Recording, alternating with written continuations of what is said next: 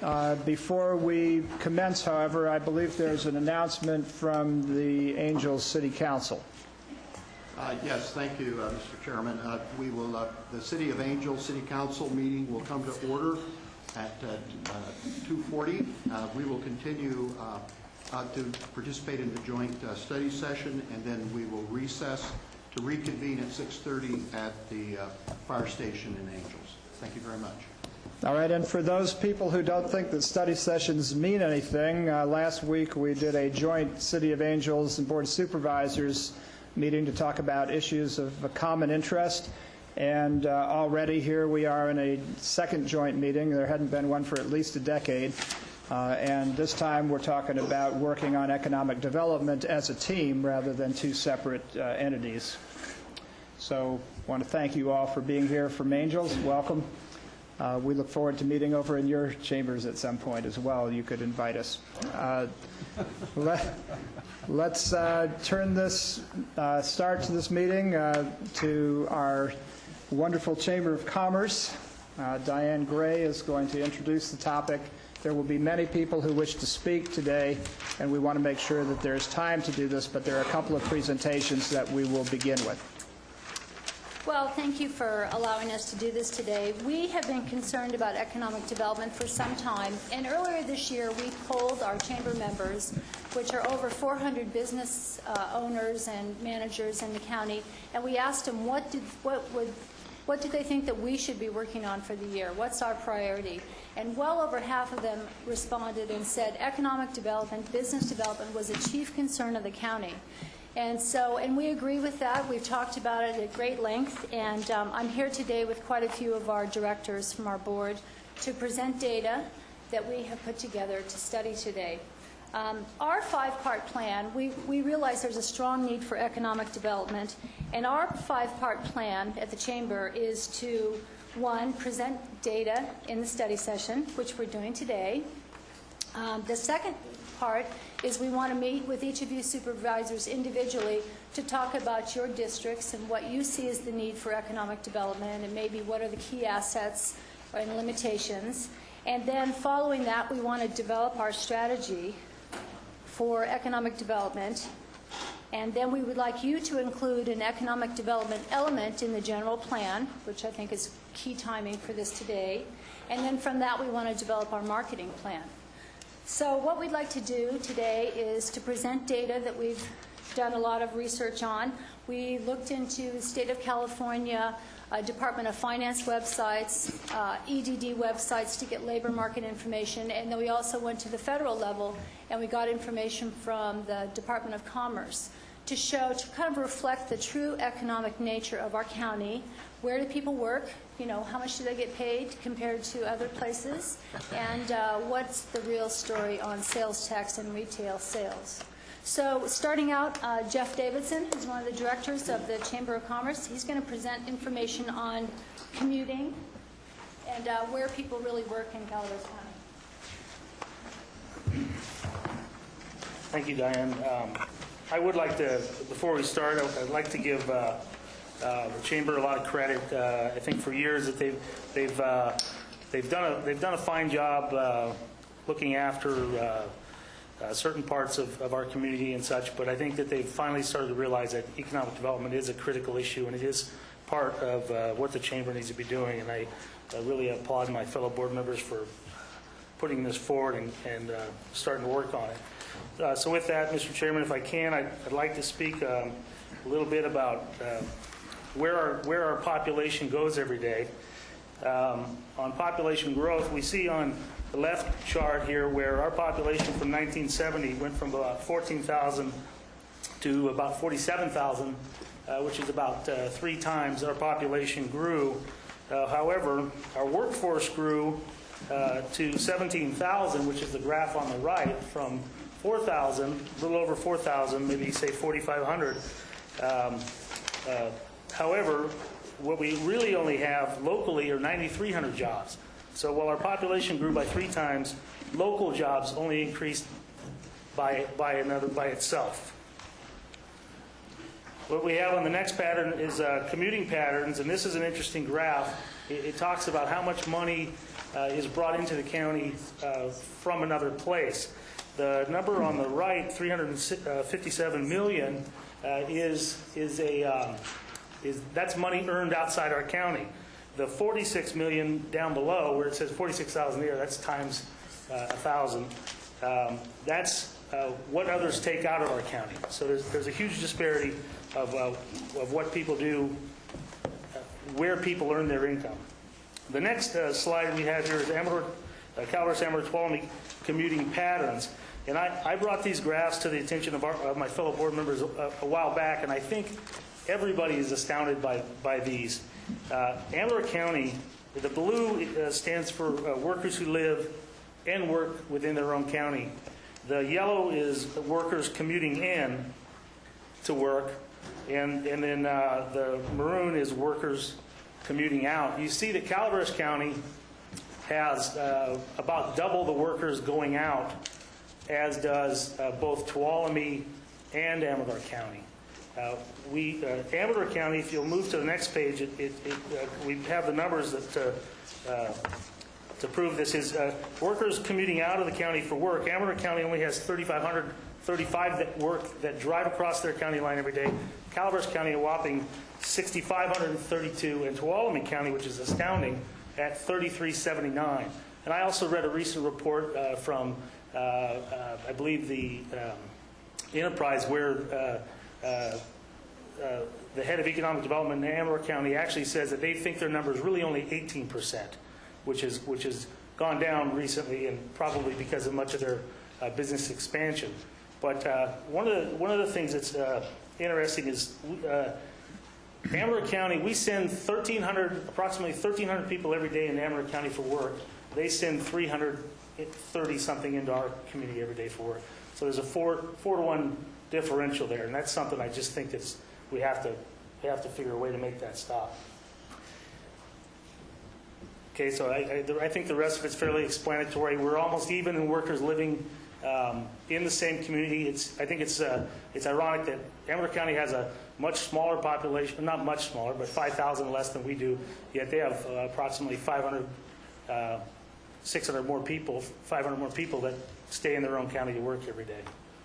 And I think that that's important for many reasons. Do we have the maps? I think supervisors have added maps that will go along with these statistics.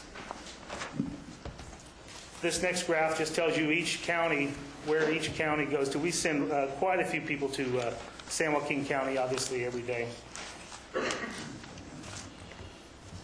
And then just a couple of, going to the recap of county workers. Once again, this is the same graph in a different form for Calaveras County. Yellow being locals who stay here for work, maroon locals who leave here for work, and then others coming into the county.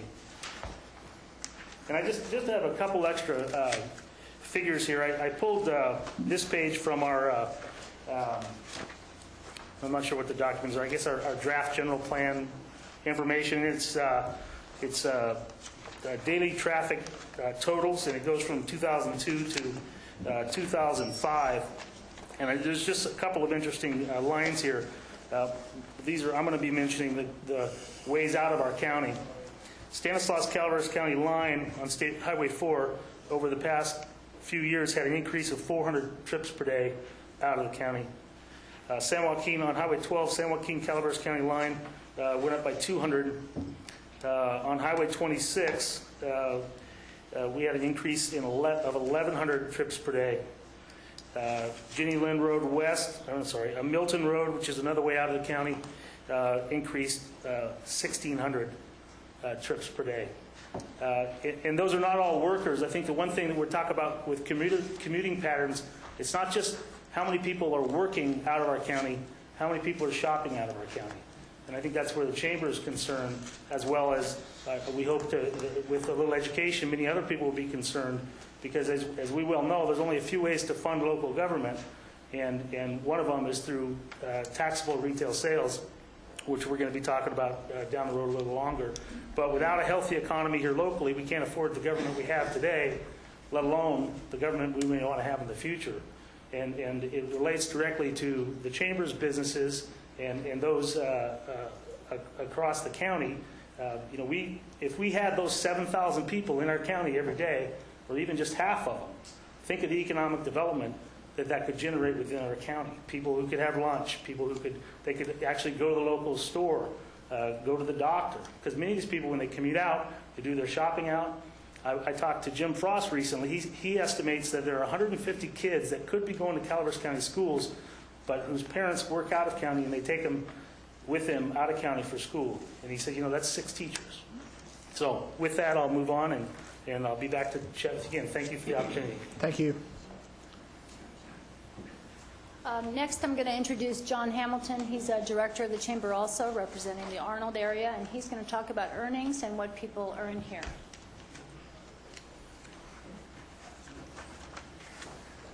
How's everybody doing this afternoon? One of the things is, if you go back and look at, over the last few weeks, that we go back and start looking at these numbers, there's some really interesting, some things that just start jumping out of the page at you. And let's see. One is, let's do the next slide. And one is the, let's go back. Sorry, I'm screwing up here. All right, yeah, we'll go there. All right, okay. And a couple things that start jumping out of these numbers is, one is the income from the actual, if you look at Calaveras County numbers, this is from 75 to 80.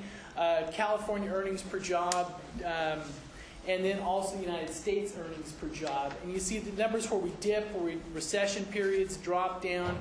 We go back up into the 80s to 90s, we're pretty decent. And then it's not really illustrative so much on these particular slides, but just wanted to mention a little bit of it is when we looked at past recession patterns, and if we looked at the past recession patterns when we had drops in real estate market in the past, for example, I think it was the early 90s, I think, is what happens to employment rates year 1, year 2 out.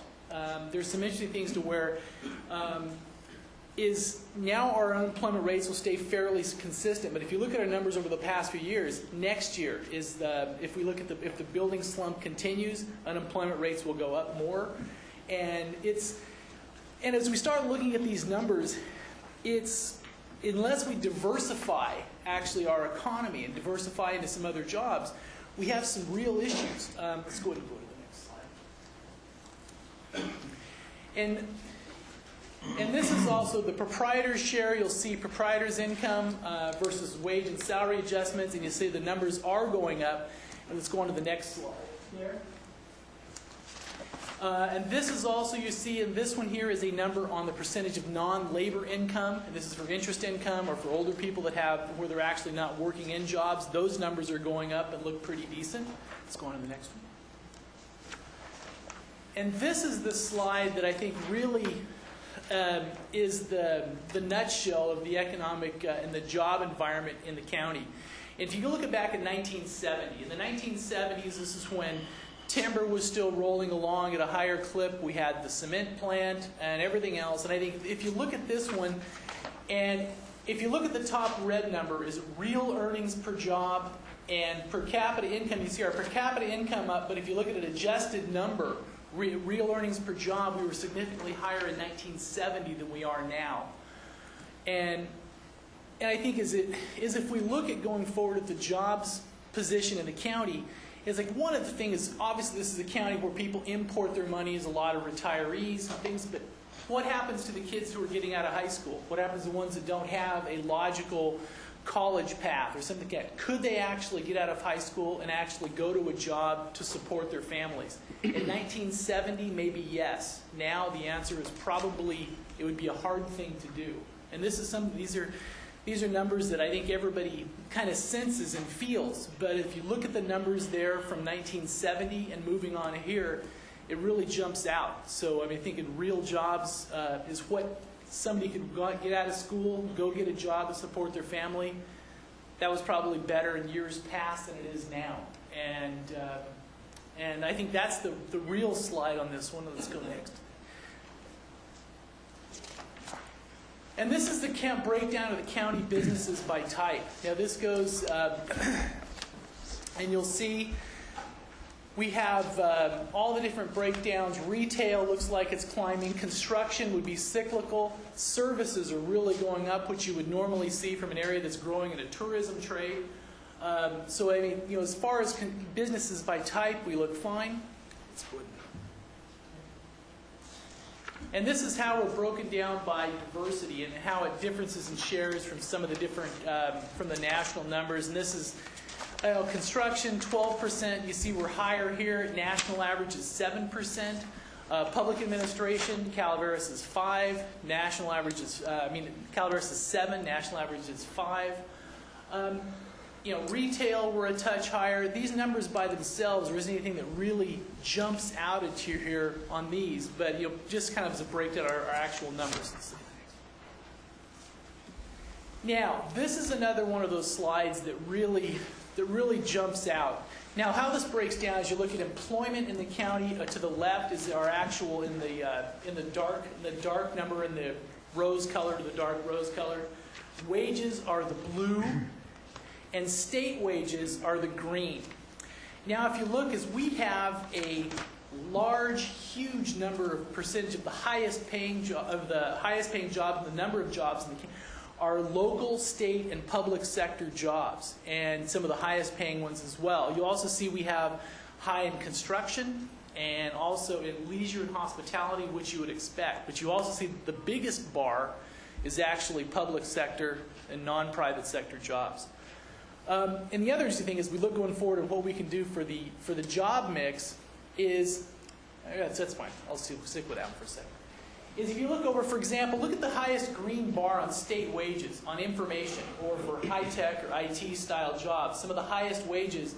And if you look at the percentage of those that we have inside the county, really, very small. And I think so, there's some, and I think if you look at our balance of public sector versus private sector jobs, it's, we have some issues. We have some challenges. So that's it. Okay, next Scott Burr, another director from the Chamber, is going to talk about taxable and retail sales, and then we'll wrap.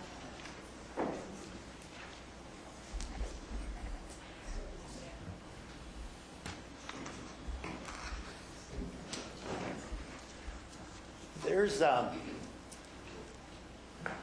incredibly greater amount of information on that slide than you'll see when you first look at it. This is the taxable and retail sales that we have in Calaveras County, that Amador County has in Tuolumne for the years 03, 04, and 05. And I think what really makes the difference is when we look at the ratios and the proportions and the patterns that are in those numbers. For Amador County, from 03 to 04, there was about a 4% increase in taxable and retail sales.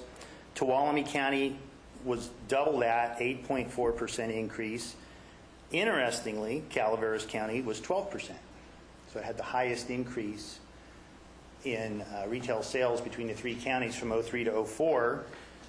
In 04 to 05, it was a similar pattern, 4.7 for Amador, 11 for Calaveras, 4 for Tuolumne. So you'd think, well, that doesn't sound so bad. Sounds like we're doing okay. The latest numbers that we have are for 05. Back up a little bit, would you? Thank you. The latest numbers that we have are for 05. Well, I think most of us know what happened to the housing market and the economy from about mid-05, early 06 on. The reason that Calaveras was looking so good in those years was largely construction and lumber sales. Huge amount of that taxable income was coming from the construction, real estate, and the building material sales that went with it. So, again, how do we relate to the surrounding counties? Total retail sales we are 77% of the Amador level and 53% of the Tuolumne County level. And let's move on to the next slide. Now we're looking at retail sales per capita. And again, it's the proportions and the ratios that are interesting. From 05 to 06, Calaveras County again had the biggest increase in retail sales per capita, again fueled by the housing and the construction market. The per capita retail sales, we were running at about, if you use the state income on the right, per capita number of $10,161.94, that works out to about $28 a day per person that's being spent. Calaveras County is running at about 46% of that, or $13 a day. Amador County, 86%. Tuolumne County, 82% of the state average, or about twice what Calaveras County is doing on retail sales per capita.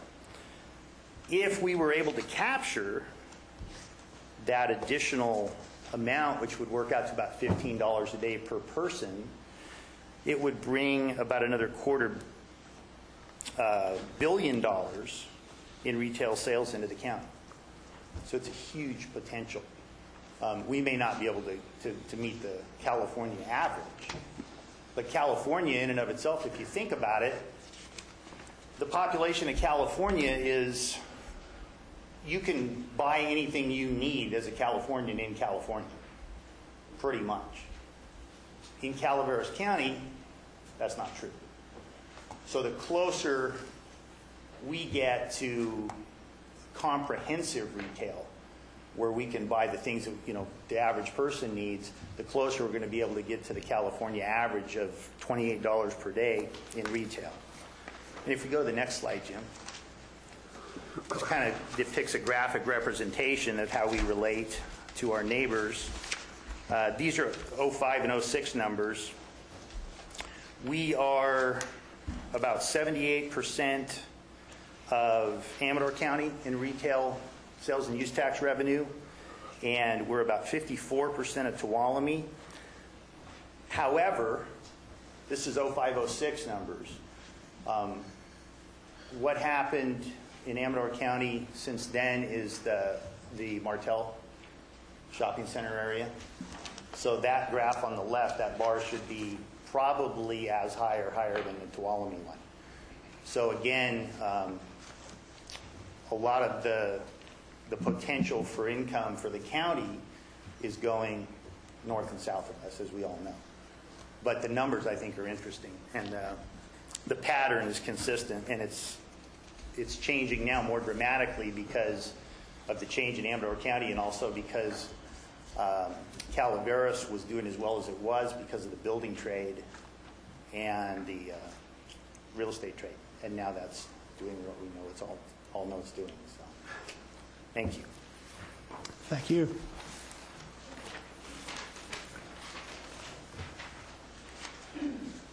Jeff wants to make a few more comments to wrap up, and then we want to talk about some success stories, and Trish Kelly is here today to talk a little bit after Jeff, and then we'll wrap it up. I think a couple things, just to go over a few other little statistics here and there, but I don't know if we really touched the, what does it mean to the local government for, to have a better economy? I mean, I know you folks certainly understand the, how money's generated here, but we have in this package, and hopefully the supervisors have it also, total compensation, total money got brought back in sales and use taxes to Amador County is $3.4 million and some change, and that includes all the cities. The number for Calaveras County is $2.669 million money returned back to the counties, and Tuolumne's is 3.5 something million that's returned back to the county for use. And I found another statistic that I don't know made the cut here, but gas tax that's returned back to the county. And we have 5,000 more people. We commute more than anybody, but we get about $500,000 less a year in the gasoline tax because people buy it at work or they buy it at Safeway in Martell. So that's just one interesting figure. A couple other things I think is important. A lot of people are concerned about affordability of housing. We have a very low affordability index. It's measured at 100. Ours is 107. The state average is 186. Clearly, we have more affordable homes in Calaveras County, but we don't have the wages. The non-labor income, 44% of retirees, they're not necessarily, I'm making a statement here that I can't really back up, but are they really connected to our economy? Do they care about jobs? I'm sure they do. I'm sure they will if we can make them understand that there's 64% or 66% of those people that are out there trying to make a living in this county, and it's difficult. And many of them have to travel to do it. We have a high proportion of proprietorships in Calaveras County. However, the average earning per proprietor is only $23,000. We rank in personal income 44th in the state. One average earning, which is average earning per job in 2005, was $29,655 in Calaveras County. The state average is $51,800. The federal average is $45,800. Clearly, we're not keeping ground there. Once again, the dependence on the construction trades is only outpaced by government income as a category. $122 million from government income. Construction income was $118. I think it's also important when we talk about land use. Currently, according to our plan, we have only 0.02% of the land in Calaveras County is zoned industrial, and only 1.2 is zoned commercial. Also, I think one of the things that was in here, and if you'll go back to the graph that had the 3 bars, which had wages and the money they earn. If we look at our hospitality industry in Calaveras County, which is clearly important to us, very, very low-paying jobs. And I know that people will want to dispute that. All we're doing here today is giving you what the numbers are. The numbers are very, very low as a part of our economy. A lot of jobs, very, very low revenue into the economy. So anyway, I just want to thank you. I know it's a lot of information, and that's why we wanted to eventually have an opportunity to meet individually with each supervisor. There's a lot more information for those who are willing to go through it. Some of it is very astounding. There's some amazing things that didn't make the cut because we wanted to do a half-hour presentation, and if I'll be quiet, I think we might be able to accomplish that. So thank you very much. Thank you. So, we know the timing is critical, and we do absolutely want to ask that you include an economic development element in the general plan, and that this is the perfect time to do that. Trish Kelly is here today. She is from Applied Economics Development. Okay, I'm sorry. And she is a consultant, and she's from Sacramento, and she wants to share a couple of success stories with us. Thank you very much, Diane, and thank you for the opportunity. It's always a scary thing when you say you're from a government type of a city. I'm here to help. No. We're working on the general plan update with Mintier & Associates, so I wanted to first just give you a little update on what we're doing. Part of our job is to provide some economic data for the baseline report, and that will go into the baseline document that has already been prepared for the other aspects of the general plan. And so partly what we've been doing is gathering more data, and it's been great to be working with Diane and others. We're interviewing a lot of people throughout the community to find out what information they have that can flesh out some of the data and provide a baseline for going forward. So we'll be incorporating a lot of what Diane has and some other data, including regional economic analysis to look at what is happening in your broader region, both in the foothill communities, but also in San Joaquin and Stanislaus counties especially, that are driving some of the growth in your region, and where some opportunities might come for linkages back with customers and suppliers that may provide the kind of niche employment opportunities and job growth opportunities. So we're trying to get below the data to find some of the qualitative aspects and the trends that are evolving.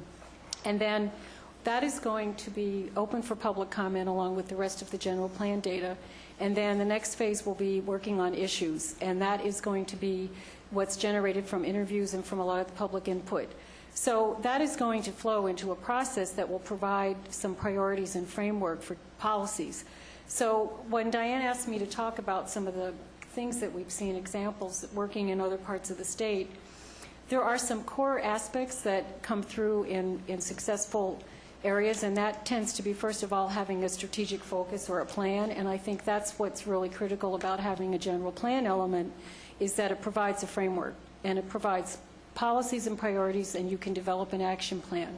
And part of that is just, it's really modeled by what you're doing today with the city, is the collaboration element. This is aspects that we see as collaboration between local governments, public and private sector partners, and other governmental entities, and working on a framework together for the future.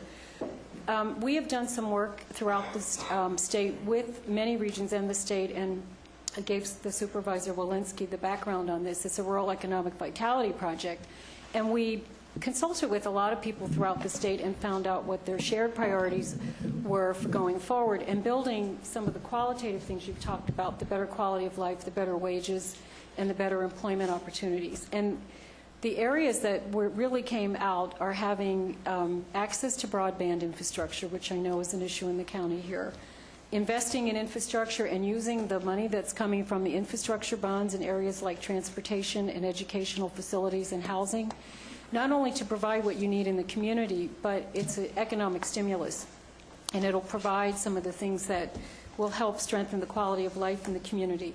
The other is having workforce investment strategies that are tied to the potential growth areas for your job growth opportunities. And so we hope to get to more of that out of the economic analysis. And also focusing on entrepreneurship as part of your strategy. It's a little bit more subtle to work with entrepreneurs sometimes, but a lot of rural areas focus on attraction opportunities, and that's definitely part of it. But I think the paradigm that people are looking at now is working with your existing businesses, and that really calls to more proactive outreach, finding out what the needs of your existing businesses are and how you can help them expand, and what the gaps are in terms of the services and suppliers they need, because they can be opportunities for job growth and job entrepreneurship. So, and that is really based off an existing asset. What we've seen, I know that the tourism is a big part of the economy here, and there are issues around wages, but there are opportunities to provide value added through the growth of that sector, and also your traditional base from the forest economy. So I think the job is going to be to try to find those strategies, resources, and opportunities to build on what you have and preserve and maintain the quality of life, but improve the economic aspects.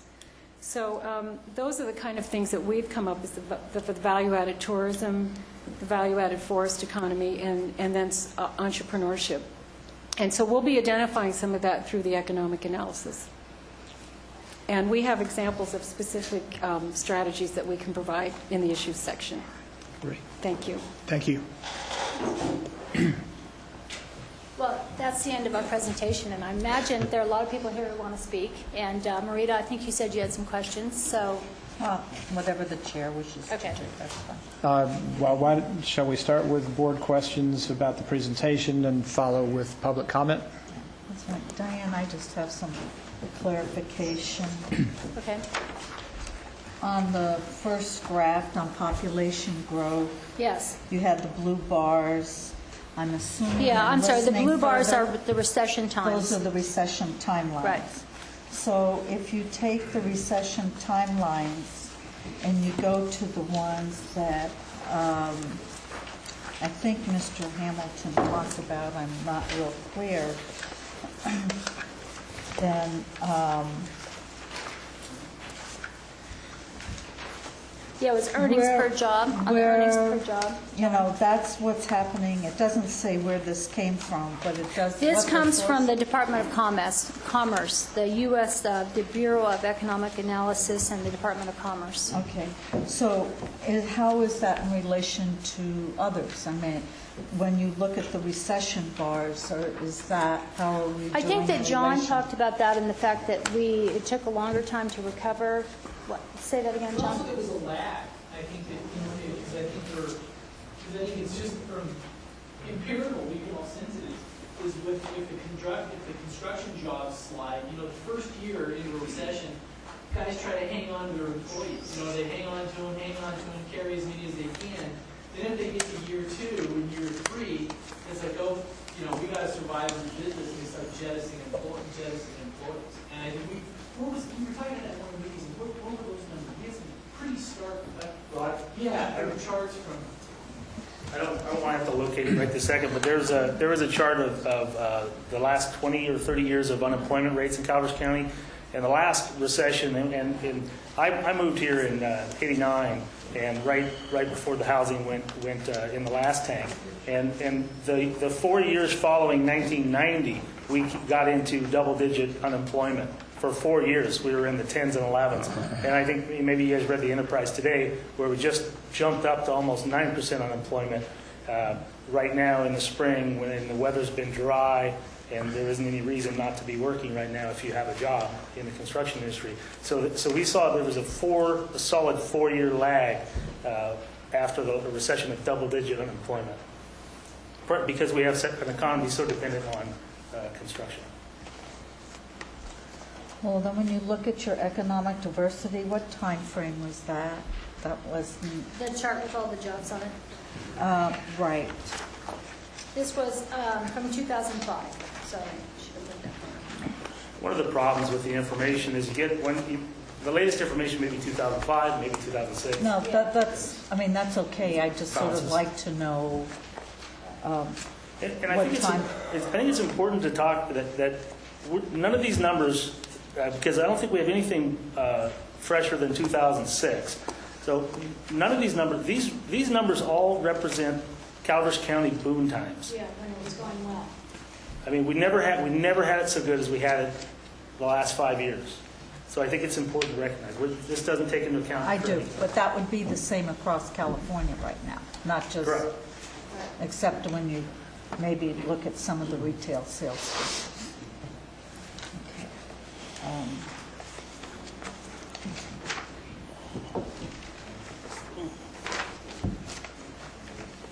That's all I have for right now. Thank you. Any questions from our colleagues with the Angel City Council?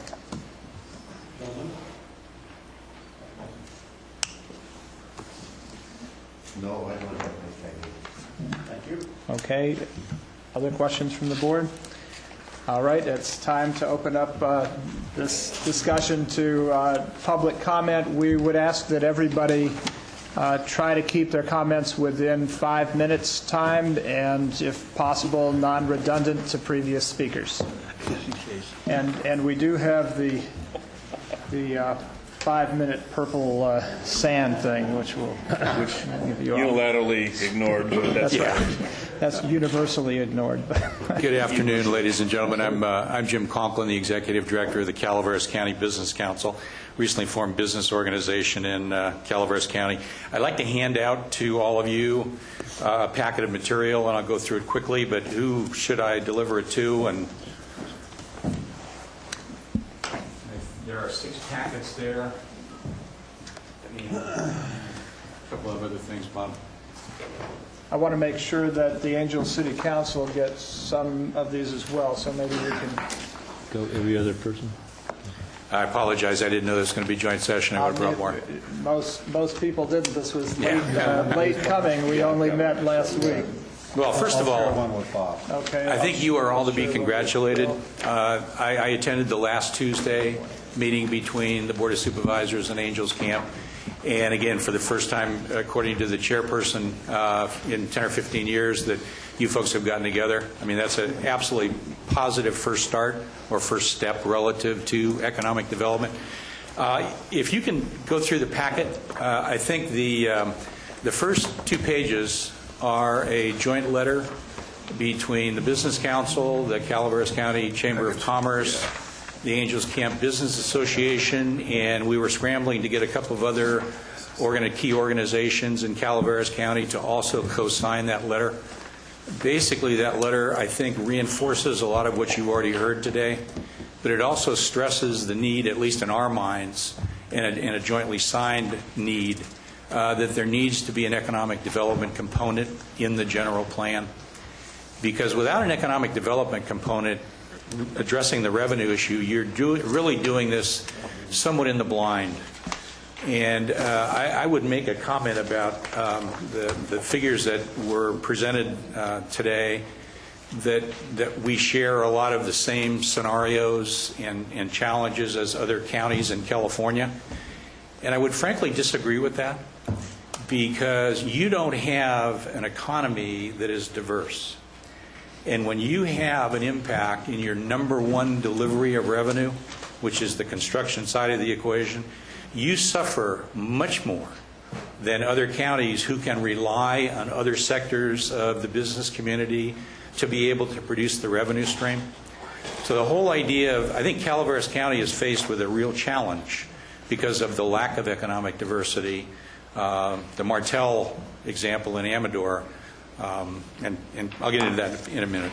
If you would go to the next page, and obviously the public doesn't have the advantage of looking at this page, but what the Business Council has tried to do is identify what they consider to be 10 key points that need to be addressed by you folks, and when I say you folks, Angels Camp and the Board of Supervisors, and really throughout the county in terms of the major issues facing Calaveras County. And the first one I think has already been articulated by the Chamber. We believe it's just critically important to have an economic development component in the general plan. That just, I think, goes without saying. If you're truly going to have economic development and be able to pay the bills in Calaveras County, we need to understand the infrastructure challenge that Calaveras County faces. Because if you're going to have economic development, you've got to be able to move people and product in a timely manner. And so understanding the strengths and the weaknesses of the infrastructure component is, again, a critical element of economic development. Unfortunately, the state of California has saddled you with the idea that retail sales tax is the way to pay the bills. Property tax, obviously, we know is coming down. Everybody is competing for that retail tax dollar. And that's the world of reality in the state of California these days. So the whole idea of identifying some opportunities there, but also identifying how much do we lose every day that flows to San Joaquin, Tuolumne, Amador, et cetera, and starting to address that issue. So a retail leakage analysis, I think, is extremely important. Partnering with other players to help us. I'm the executive director of the San Benito County Business Council. We convinced Gavilan College, which is located in Gilroy, to do an analysis for us of particular opportunities for jobs in San Benito County. We would see the opportunity there with Columbia College in terms of a joint partnership between the Board of Supes, Angels Camp, the Chamber, a variety of other folks to go to Columbia and try to do the same thing. And that information is on page 5 and 6 in your packet. Part of what Gavilan did for us was identify, and this is again on the bottom of page 6, highlights occupations that are projected to experience the most growth within critical industry sections, provides the average education level necessary to work in these occupations, and indicates the major declining opportunity or declining occupations in the region. So there needs to be a real partnership here between a lot of the key players to be able to address and resolve these issues.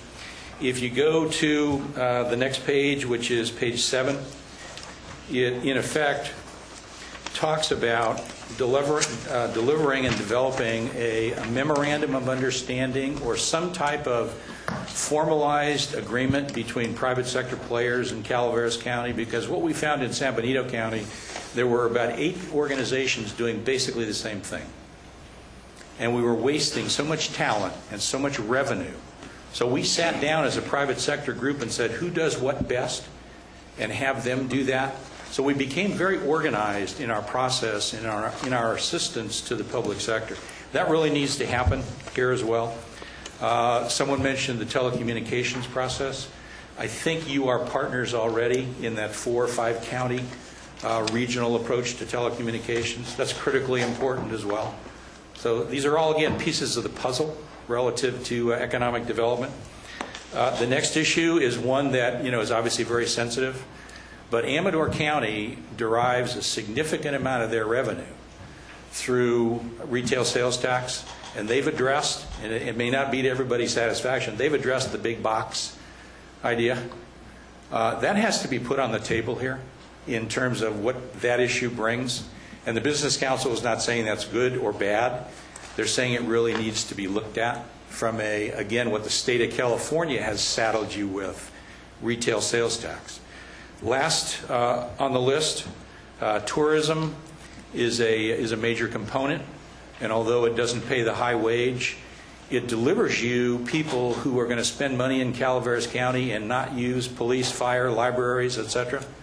So the whole idea, and I think Supervisor Thomas raised the issue of increasing the TOT tax. We've done that in a couple of other Business Council areas because it helps fund the revenue engine to be able to pay for the service side of the equation. So those are just 10 kind of hit points that we think make some sense, again, in a collaborative way to begin to address from a public and private sector standpoint. And the Business Council wants to work with a variety of players, both public and private, to help drive this process. Because again, you know, you've all seen what's happened on Wall Street. I mean, when Bear Stearns has billions and billions and they're bought for $2 a share, the impact of that and Governor Schwarzenegger's 10% across the board cuts, we've got some real issues here, again, because of the lack of diversity. So we need to solve this together. And that's what the Business Council would like to work with you to be able to do. Thank you. Thank you.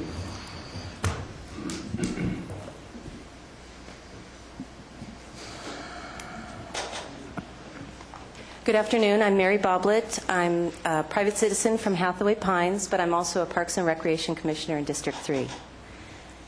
I'd like to make some comments today, speak a little bit more about the detail of that economic profile that was so graciously and wonderfully presented. The data itself comes from a consulting firm called Headwaters Economics. Those folks are econometricists, and they put together this great software tool for every county in the country. So if you're interested in any other county, you can. And I'd like to just give them credit today for making all this information available. We're all speaking a common language now, and this is vital, and this is very exciting. I'd like to talk to a little bit more about the details of population and income trends because I started doing some research last summer, and I'm watching the flow of money as it moves in and out of our county. I'm very interested. This is the demand that will buy whatever economy that we offer. Specifically, between 1990 and 2000, the growth of baby boomers just skyrocketed. They now took over a 62% share of the total change compared to 1990. So that's our demand. That's our consumer. The population under 50 is in decline, except for some teenagers who came with those baby boomers and are attending high school. This older population brings with it a certain demand for services and businesses here. And to quote a well-loved libertarian, the market defines the economy. So let's look at the changes in income for our market. Those changes in income, the income our demand is bringing to our county, comes from non-labor sources like income derived from rent and dividends, and yes, transfer payments, which includes Medicare. 44% of the new income since 1970, and this is the new income, was from non-income sources. This is very, very relevant. Just to give you a heads up, 67% of all those transfer payments were from age-related sources. So that's our demand. What this also says is young families are not moving here. And with them, there's less demand for infrastructure like schools and all the associated markets that come with young families, with parents working in a career. We're missing that. That's just not here. We can't pretend it's here. That said, during recessions, we have been very successful. Our population has increased with those baby boomer retirees. Our personal income has increased. Our county's been very successful. But we need to check into why this is happening. I think you'll see it's mostly centered around all the new residents building their new homes and those subdivisions. Economists say that a health economy can be gauged by growth of proprietors, employment, and income. And given these metrics, I think we can begin to pinpoint or see more clearly what our market is and what our market is not. Maybe it's not tourism, I don't know. So when we start digesting all of this data, our county is able to benefit from a thorough inventory of all of its assets. We look at its market, and we look at all the assets that exist in our county as a way to build a healthy economy that is not entirely based on residents moving here and bringing their age-related income. So I'm proposing instead that we take a look at some of the natural assets contained within our county that can help what I call the triple bottom line that we all care about: a healthy economy, a healthy community or population, and healthy wild and developed lands. It's kind of the triple bottom line. Without one, the other two fail. I advocate that we begin a discussion as a county, as a community, on the values of these natural assets. Not just our market, but other assets that we have contained within our county. The Sierra Business Council calls that natural capital. And these values on these assets are now more than the traditional values of timber harvesting or homes and subdivision development in a beautiful place we call Calaveras, far from urban sprawl. To close, several developers have already recognized the value of open space, natural capital. Look at Oak Canyon Ranch, for instance. The amount of open space per person is just astounding. Another fact that came up this morning to close, the city of Sonora recently named their greatest success from the past year. It was a 102-acre trail park, benefiting residents by offering what you might call low-cost health care, stress relief, and a chance for the recognition of open space and natural capital. Thank you. Thank you. Would anybody else like to address the topic today?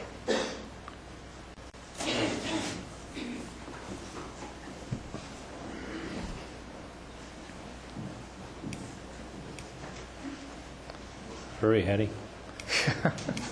Hi. My name is David Wood. I'm a resident of Dorrington and the Big Trees area. I'm the CEO of an environmental consulting firm named Aperio Incorporated in the Murphys area. I want to share with you my experiences as being an employer of this county. I'm an eighth of a mile away from high-speed internet, Comcast at Forest Meadows. In 3 years of being at that one location, it's been unable to get them to come down an eighth of a mile. 2.5 miles from DSL in the Murphys area, also unable to get them to come down. Employer of full-time people, 3 part-time people. Try to put a good benefit package in front of all of our employees who are all Calaveras County residents. But I can tell you that the challenge many times is most of our workload comes from outside of the county. I have also studied the Headwater economic data. A couple of things I'd like to point out in it. One is that the data is not completely population adjusted. And what I mean by that is that if you looked at the population increase and then you look at the job increase and you divided it by the population increase, you actually see how soft some of the job growth numbers are. So I would encourage you to study those even further. I think the other thing you should be aware of is that the comparison metrics there have all been Amador and Tuolumne. When that always makes sense to compare up and down the foothills, I think one of the great underreported statistics there is that a majority of people in western Calaveras County commute to and from jobs in the Central Valley or even farther. So I think that when you look at retail leakage, you also have to look at what gets lost to San Joaquin County, Stanislaus County, etc. And my guess is that if you can take those commuter numbers of people driving outside of the county every day, you could come up with a pretty good metric to figure out how much people are spending. I will tell you that I'm as guilty as anyone else. When I have a consultant in the Central Valley and I have the opportunity to fuel up or to purchase something a little cheaper, I've got to watch my pennies, dimes, nickels, and quarters as well. I think one of the analogies that I'd like to present is that many times when you have economic development that's like a train rolling down the tracks and you see it's overheated, you apply brakes. At some appropriate time, though, you've got to learn to release the brakes. And if you can see a difficult obstacle up ahead in terms of your economic picture, maybe time to add a little bit of fuel to the engine. So I'd like to encourage the board and the people in the county who I know in many sectors are pulling together to realize that this is a time for some action. We shouldn't study this issue to death. We should avoid paralysis by analysis if we can, and try to find some pragmatic solutions to galvanize some actions. If we have permits and applications in the public sector, let's try to release those as fast as we can. If we can help people in the private sector with high-speed internet or other things that will make businesses more attractive to the area, we should also redouble effort. Thank you. Thank you. By the way, that was 2.5 minutes, and the first person to get under 5. Pick up your prize. Is that a challenge now? Hi, I'm Addie Jacobson. I live outside Murphy's, and actually I'm a neighbor to where David has his business, and I second him for someone who can't get high-speed internet or DSL. They won't bring it the eighth of a mile to me either, and I'm sure the two of us are not alone in wanting that. And that's something I heard from the consultant here saying that, you know, that's definitely one of the things we need. And as we look at the general plan, it's striking me listening to what's going on that the baseline is looking at what is and what has been, and the general plan is going to be looking at the future. And I think that's really important. I thought some of the ideas that were brought forth of entrepreneurship, of building on what we have as businesses, of looking at things like broadband, those are really important.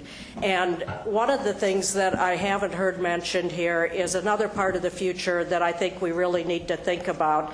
Two things jumped off a lot of listservs at me yesterday, and one of them was the pronouncement that a lot of scientists noted that came out in the headlines yesterday that the glaciers are melting faster than we thought.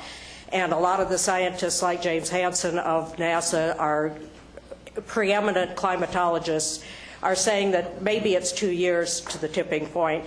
And so when we look at what we're doing in the future, one of the things we really have to think about is the effect of what we're doing to the natural world, because we're all going to live with those effects of what we do. And sometimes just a lot of concrete going down, which is one of the biggest sources of greenhouse gas, might not be the solution. But as was just mentioned, people commuting out of county is a big problem, and that is a greenhouse gas issue for us. And if we can bring good paying jobs to this county and keep people close to where they live, they'll not only spend at home, they'll live at home, they won't be contributing. And as I heard the numbers on leakage of retail and then heard the per capita income in this county, it looked to me, I couldn't take down all the numbers, but it seemed like there was about a $20,000 gap anyway between our per capita income and averages. And it seems to me that's, you know, at least $1,800 a month that the average person here doesn't have to spend in retail. And maybe some of our leakage isn't leakage, it's just we don't have it to spend. And so, you know, I don't know if we could presume if we build shopping centers that we're going to capture money that we don't have to spend. So there's some other analysis that needs to happen here on thinking of what we're doing. And so I think this is a very complex matter. I think it's good to explore it. Definitely needs to be in the general plan discussion, because without an economy, we're not going to have much of a county. But I'd just like to also, my final point is to elaborate on what Mary said about what the Sierra Business Council calls the various capitals. And you know, they do have social or human capital, natural or natural resource capital, and financial capital. They have to work together. But of them all, the natural capital is perhaps the greatest, and it says in their 1999 Sierra Wealth Index, they said each form of capital supports the economy, and the diminishment of any one will undermine the others. Deteriorating natural assets such as polluted streams or marred scenery reduces property values, drives away new businesses, and undermines the quality of life for current residents. And I think that's something we have to keep in mind. And so most of you who know me know I'm going to have to bring up an issue that's a huge issue here, that we now have about 500 more acres of clear cutting on the table that are new THPs that have been put out by Sierra Pacific Industries. This adds to the about 11,000 acres that have been clear cut since 2000 up here. And I would like to see the Board of Supervisors have a study session talking about the impacts to our economy, to our climate, to our fire danger, that we talk about this, because all of this interfaces with our future and with the economy. Because as we drive tourists away, we know we've lost people who haven't moved here because of this. We know tourists go home early sometimes. It is affecting economy, but it's affecting other things. So I'd urge you to set a study session where we could talk about this in full depth. Thank you. Thank you. Would anybody else like to address the topic? Tim?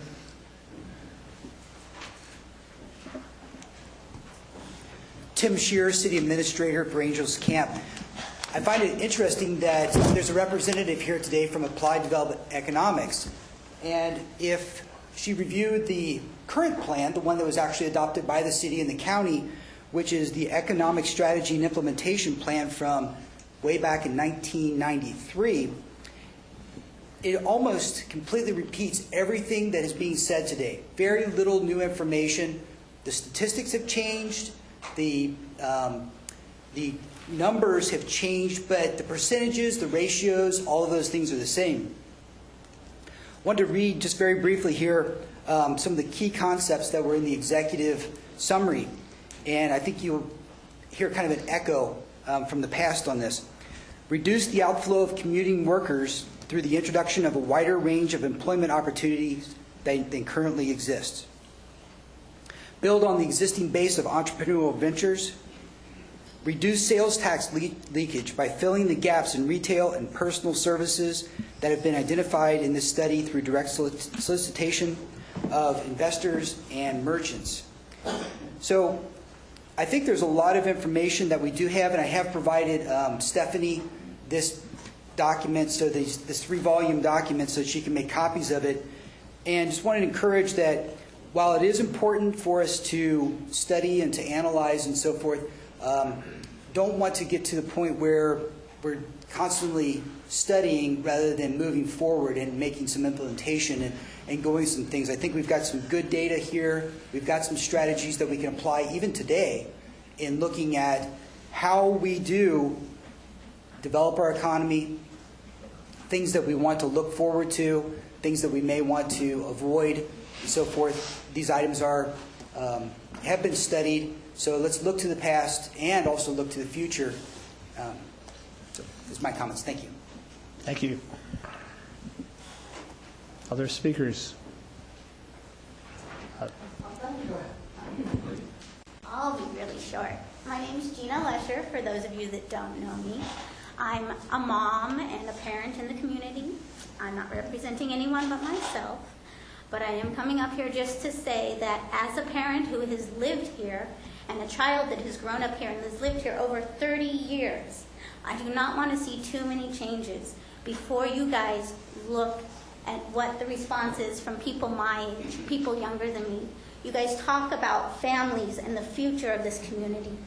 I've chosen to live here with my children and raise them here because this is my home.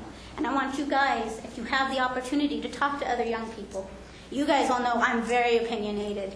And anyone personally can come to me and ask me what I think about this stuff. I'm not going to go into it here. But I want you guys to look around at other people my age and other people that are younger, people in their 20s, 30s, and early 40s. Because I hate to say it, but most people in here are 50 plus, and there's nothing wrong with that. But it means that you guys have skewed perception, you know? And there's nothing wrong with that, but I want to see both ends looked at. Okay? I know. My parents brought me here. They're 50 plus. They're good too. But I want you guys just to look at both sides, especially as you guys talk about the future. It's not just my future, it's my children's future. It's, everybody else's children's. I've always been known as a family and community advocate up here. So I just wanted to put that in. And it was under 5 minutes. Yes, it was. And if I could, to address people who may listen to this on the television production of this meeting, I would appeal to any people who are under 60 or so to bear that in mind, because democracy only works when there's full participation, and we seem to have a generational divide on questions of civic engagement. So I would call on young people to get involved and show up to these things, or participate in any other way you may. Yes? Hi, my name is Glenn Inoue, and I'm a board member of CHIPS and also an active member in Focus. And I just wanted to tell you some of the things we're doing to create jobs in the county. Many of you are aware of the CHIPS program, and we've looked at the forest as a valuable resource that we can utilize. And it's also one of our biggest risks, fire danger. There's a lot of, up in our neck of the woods, up in District 2, it's a tinderbox waiting to light and cause massive economic damage if that ever happens. And one of our projects is to create jobs through fire reduction crews and make safe, not only homes safer, but also create jobs for people. And the wood waste actually is one man's trash to another man's treasure. It has a potential to be a very valuable energy source. And CHIPS is currently looking at ways to utilize wood waste as well. With Focus, we're really interested in sustainable economies. We're interested in promoting local agriculture and have the local markets carry the local agriculture. And this reduces a lot of the travel and transportation moving goods around. And another thing that Focus is working on is something I'm involved with is creating a green building network of green builders, green collar jobs, as you've probably seen in magazines and newspapers, talked about being the next wave of jobs. And we are trying to promote greenness in this county, and looking for opportunities to push the green collar job forward. Thank you. Thank you. Other speakers? Can I just do one final deal? Of course you can. I just kind of want to, I don't know that we really discussed the timeline, but I think that is important in the comments that people made about studying. I mean, everybody in the room knows this, and maybe those that didn't know it do now. But, in 6 months, we should be able to do this. We should be able to meet. We should be able to get some groups together. We should be able to have this done in 6 months. But what's going to happen after that, there'll be recommendations that we'll be asking the board to sign off on. And so, the implementation is going to be the hard part. Getting a little bit of paperwork together and accomplishing this, we should be able to accomplish this in at most 6 months. So I hate to leave too soon because I got to go buy a baseball glove at Walmart. So I'll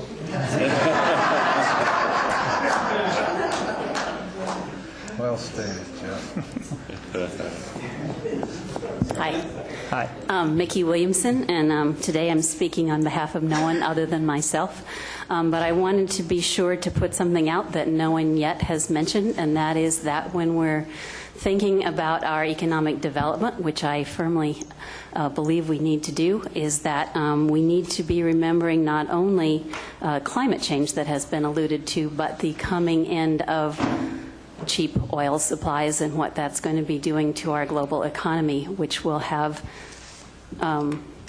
quite probably drastic effects on our local economy. And that when we are talking about the ways in which we want to build our economic direction, that creating a really viable local living economy is what we're going to have to do. Because as we reach that peak and come to the end of our easily obtainable oil supplies. All of the things, mostly, that we buy here, whether we're buying them in Calaveras County or in a neighboring county, are flown here and trucked here from great distances, and who knows whether that's going to be able to continue. So encouraging the kinds of things like Glenn was mentioning, the local agriculture, being able to feed ourselves, and being able to have an economy that will actually enable our children to survive, I think is an important consideration as we look at this. Thank you. Thank you. That, by the way, was the shortest yet. Anybody else wish to address the board on this topic?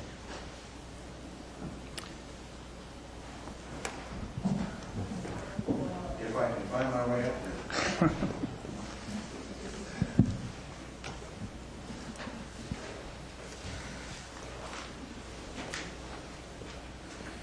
Well, I'm depressed, and I think the Mayans were right. 12/21/2012 is when they said the world was ending. So if we buy into this concept, we don't need to do anything because it's all over then.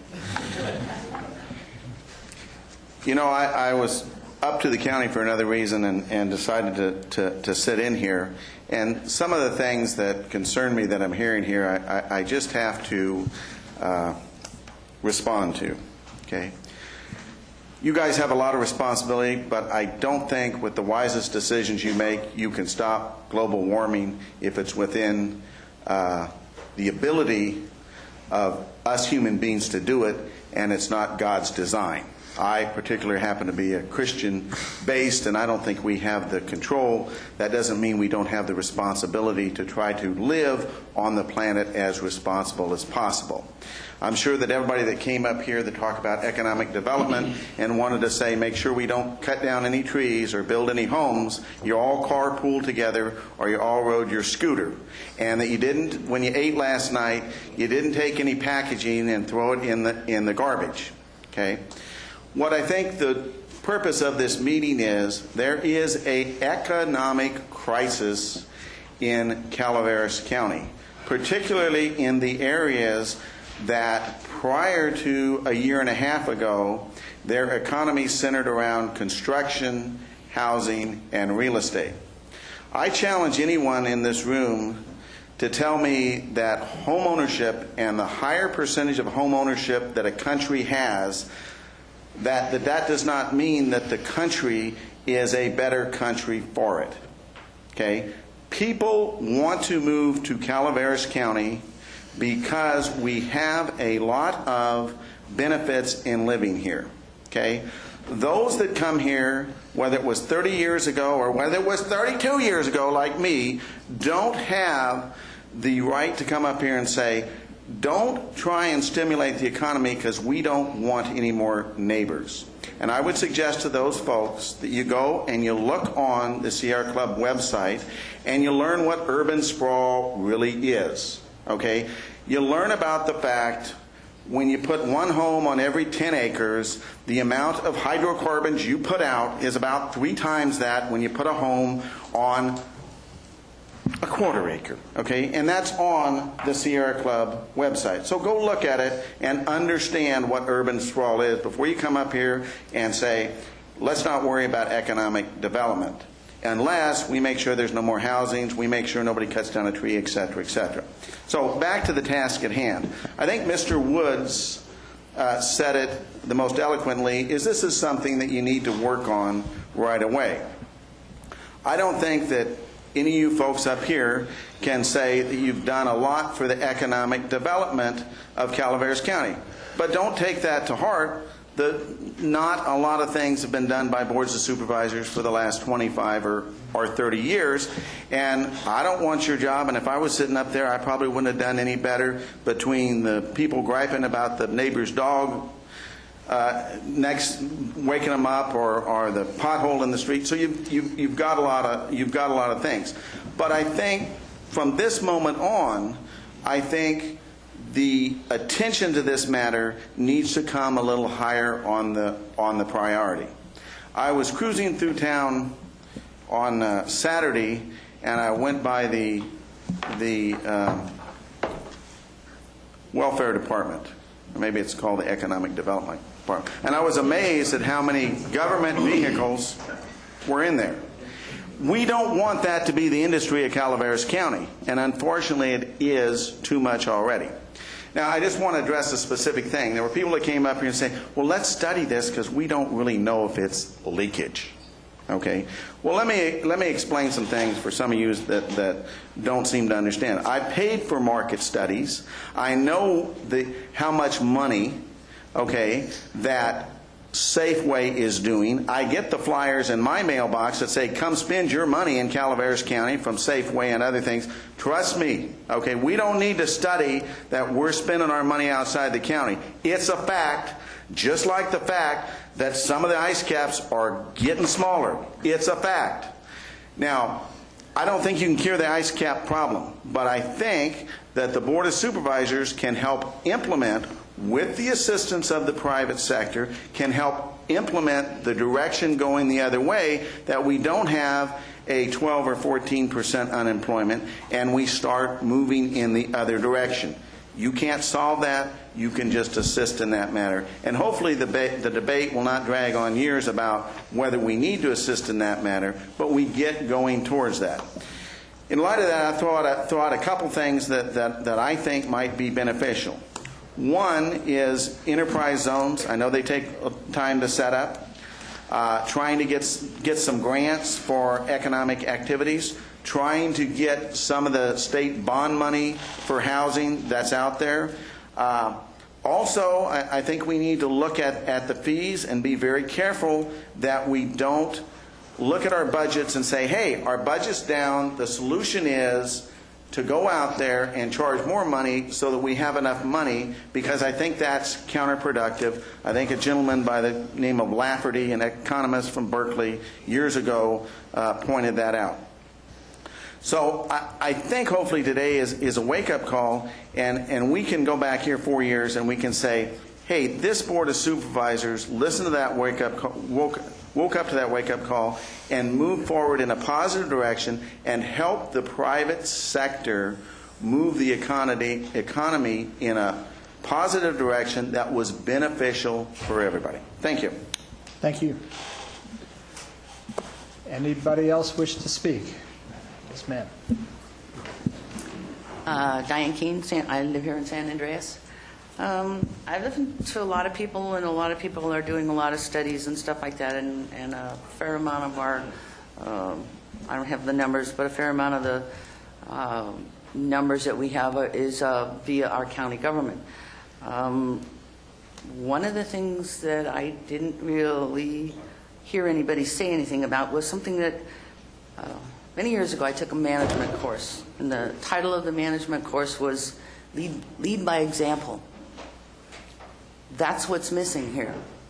Our county government has so much in services and stuff like that.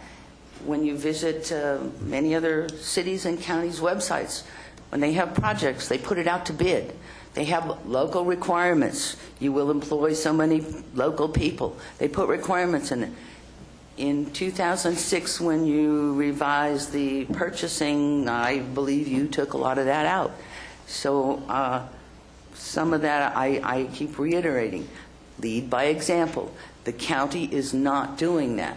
If you want to stop some of the leakage out, you and or the county needs to start the process. The rest, I think, will follow.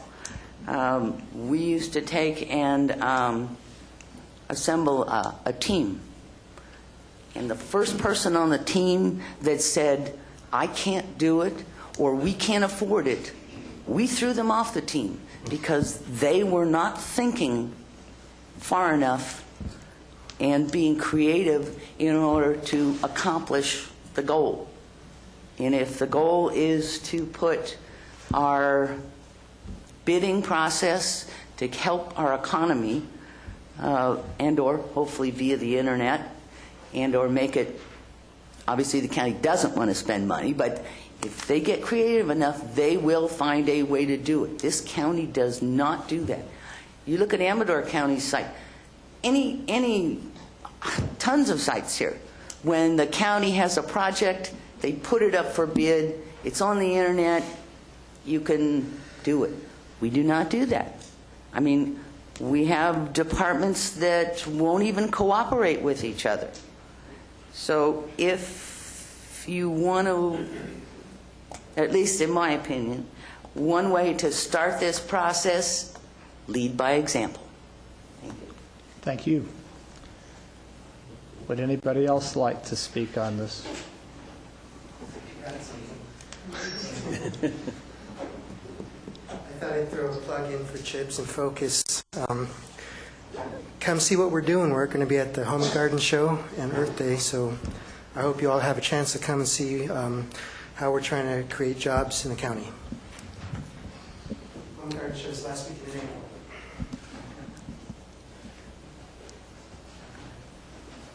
Good afternoon. I'm Taliba Al-Rafiq, and I represent myself and my business, California Cashmere Company. I've sat here and I've listened to everyone talk about economic plans, and I think this is great. This is a wonderful start for Calaveras County. Planning, especially strategic planning, is always vital to any organization, via a two-man operation or millions of people working for the good of the organization. I would just like to not only say am I for the economic plan, but I'm also putting forth to you economic action. It's great to sit down and come up with plans. They're a dime a dozen. What makes a good plan is action. Thank you. Thank you.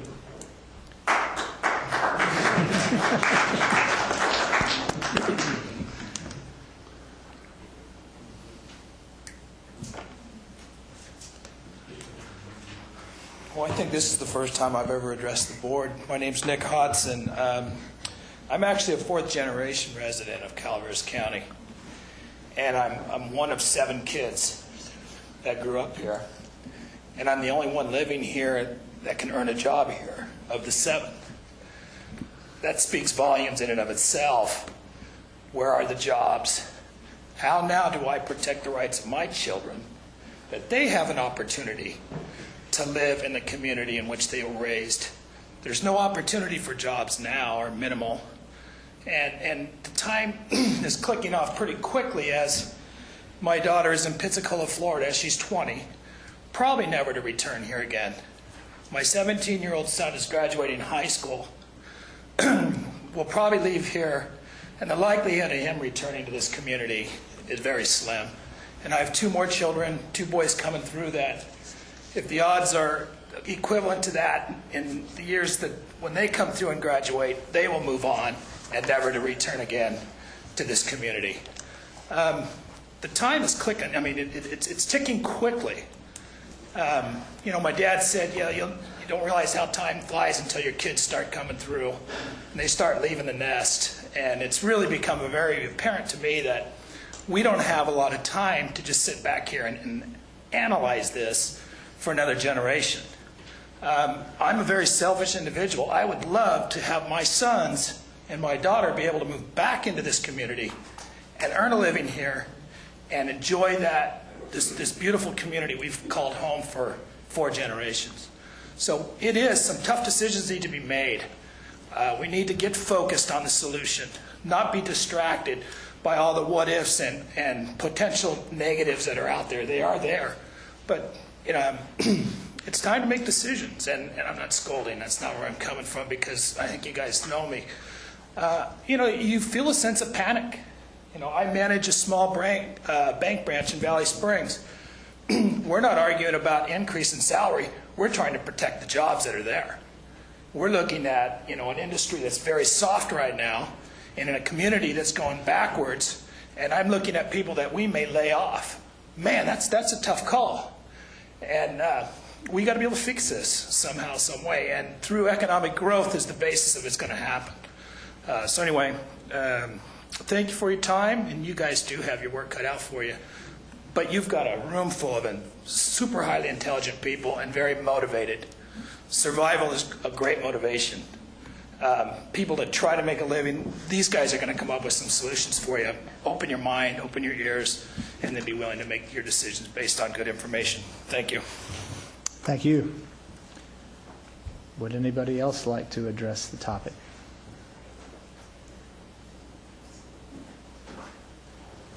Last call. All right, thank you very much. I'd like to take this now and alternate between Board of Supervisors comments and City of Angels comments. I would like, if possible, for Angels to start.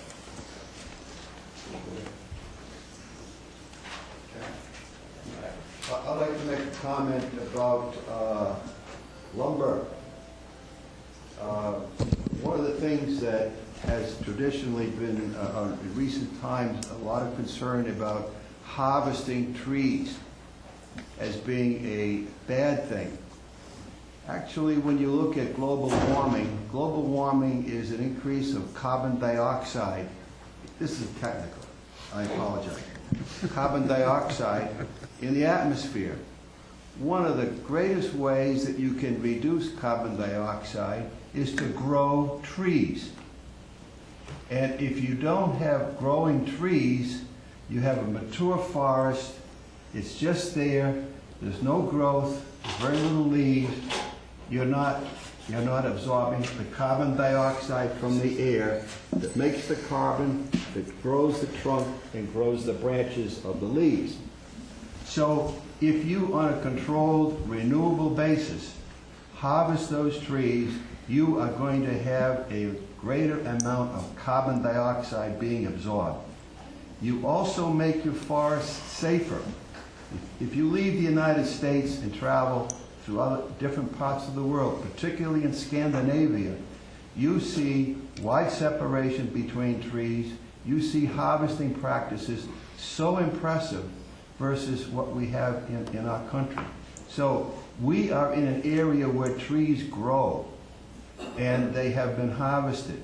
I don't know the proper way of harvesting them, but I do know that if you grow trees and harvest them properly, it would be beneficial environmentally to carbon dioxide absorption, as well as providing local jobs. Thank you. Thank you. Any member of the board wish to comment? Russ? It was mentioned earlier that I made a comment at a previous meeting about looking again at the possibility of going back on the ballot with, I don't like to call it a TOT because that has a transient word in it that in some venues is not a pleasant word, but hotel tax or something. According to my analysis, that would put about a couple $100,000 into our local, at least our local revenue production that we're not currently getting in comparison to other adjoining areas. There's another kind of a harebrained idea that I'd like to float here for the first time, and that's Hometown Tuesday.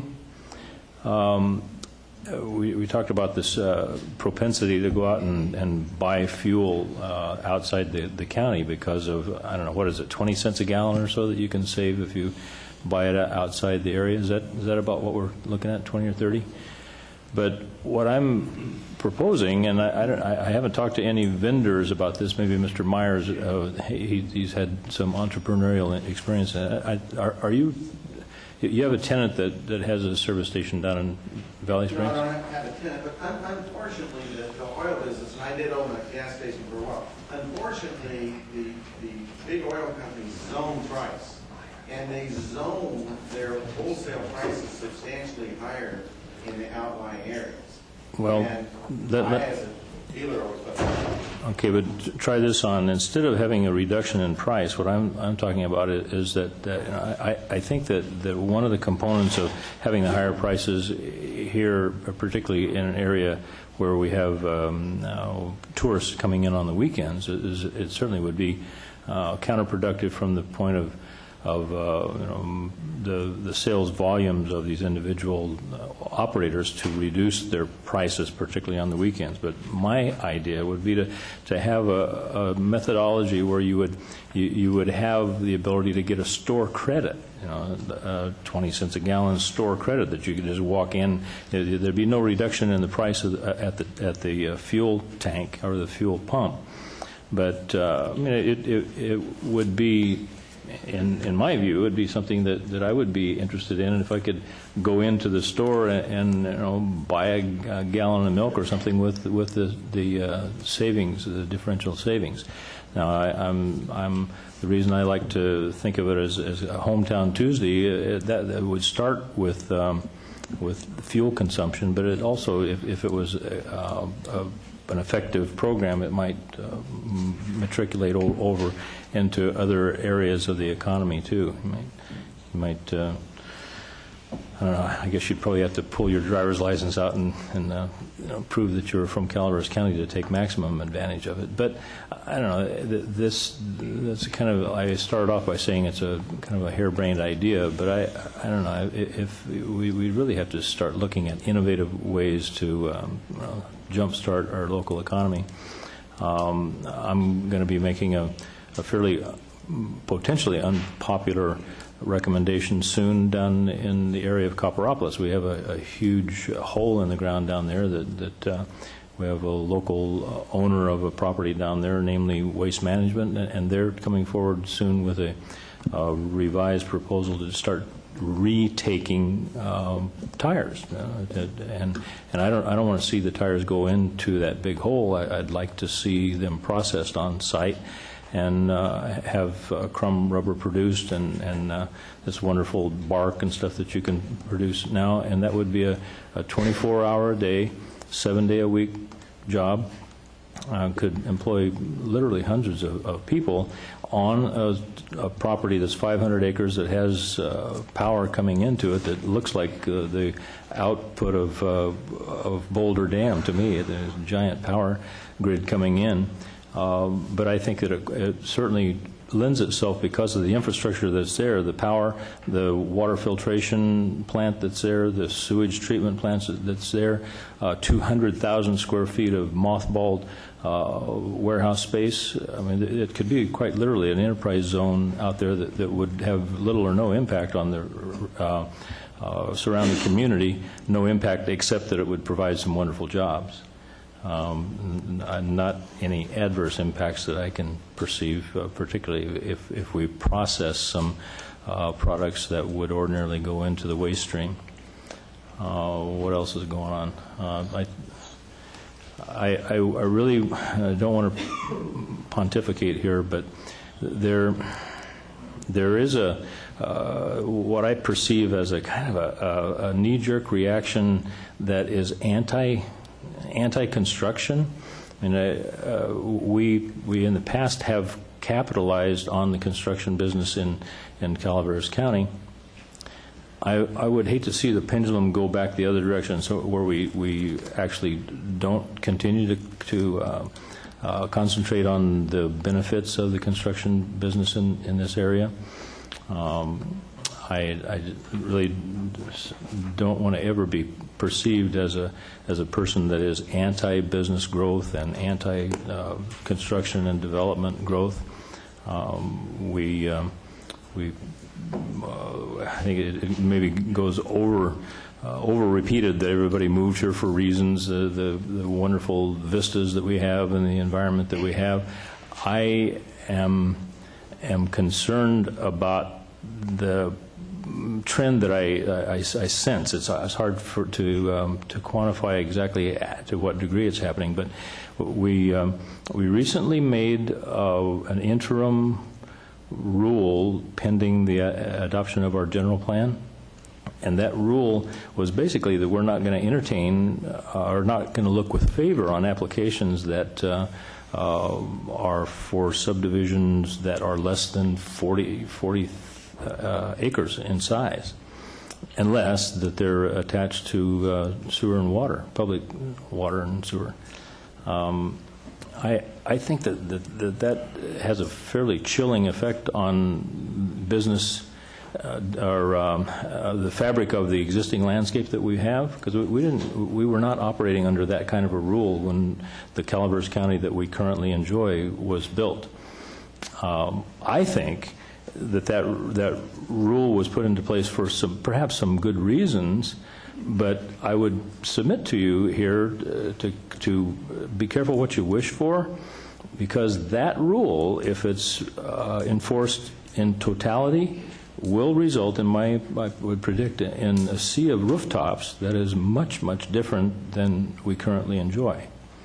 I'm not opposed to dense development by any means, but I would really hate to serve on this Board of Supervisors for a term or two and then look back at what happened while I was sitting here and have it occur on my watch that Calaveras County is turned from the rural environment that we enjoy now into something that is different than what we're used to looking at. So I think I went over 5 minutes. Yes, you did. Okay. Would anybody from Angels like to speak next? But I do want to say I very much appreciate everybody's enthusiasm for coming here and recognizing that we all have a common interest in solving some of these problems. Thank you. Yeah, I'll just, if I may, thank you. I think we certainly recognize that we are in another economic cycle. Hopefully this, what we saw in some of the graphs is that if we use the momentum of the downturn to plan well and be prepared to ride the what I believe will be the coming upturn, then we will have benefited from the pause, kind of catch our breath, work together, collaborate, and find our best step forward. I want to mention that we're taking the next step in the city, and this is really the city and its stakeholders, but for the branding seminar work that's already gone forward. We're now the Angels Camp Business Association is hosting Monday, April 14th, 5:30 at Greenhorn Creek Camp's Restaurant. What's called the Stage 1, How Our Visitors See Us. Part of the danger of any planning that only looks internal is that we plan great for ourselves, but the people who come to visit us may not be like us. And we need to understand how they see us, and I believe that this will be a great opportunity to have the economic stakeholders and citizens work in a data-rich environment with some fresh perspectives of how others see us. And so I think that'll be a worthwhile activity. This weekend I had the opportunity to refill my propane tank and share in the shock of that pricing impact. It's not just gas, it's all form of energies are affecting it. And I happened to do that out at the Angels RV Park by the fairgrounds, and was very impressed to see there some 500 solar panel array that is moving them towards essentially a off-the-grid, self-contained energy solution for one of our most critical new industries, which is the RV tourist. It's very encouraging, and it reminded me that on another day I had seen the current construction going on at Oars, one of our older traditional tourist industries in the county, or merchants in the county, also installing solar array panel to dramatically reduce their dependency on the grid. Right next to each other, right at the fairgrounds. That's a concentration. Maybe that's the beginning of the kind of seed that then shows, one, that it's economically feasible. It's two, it's technically doable.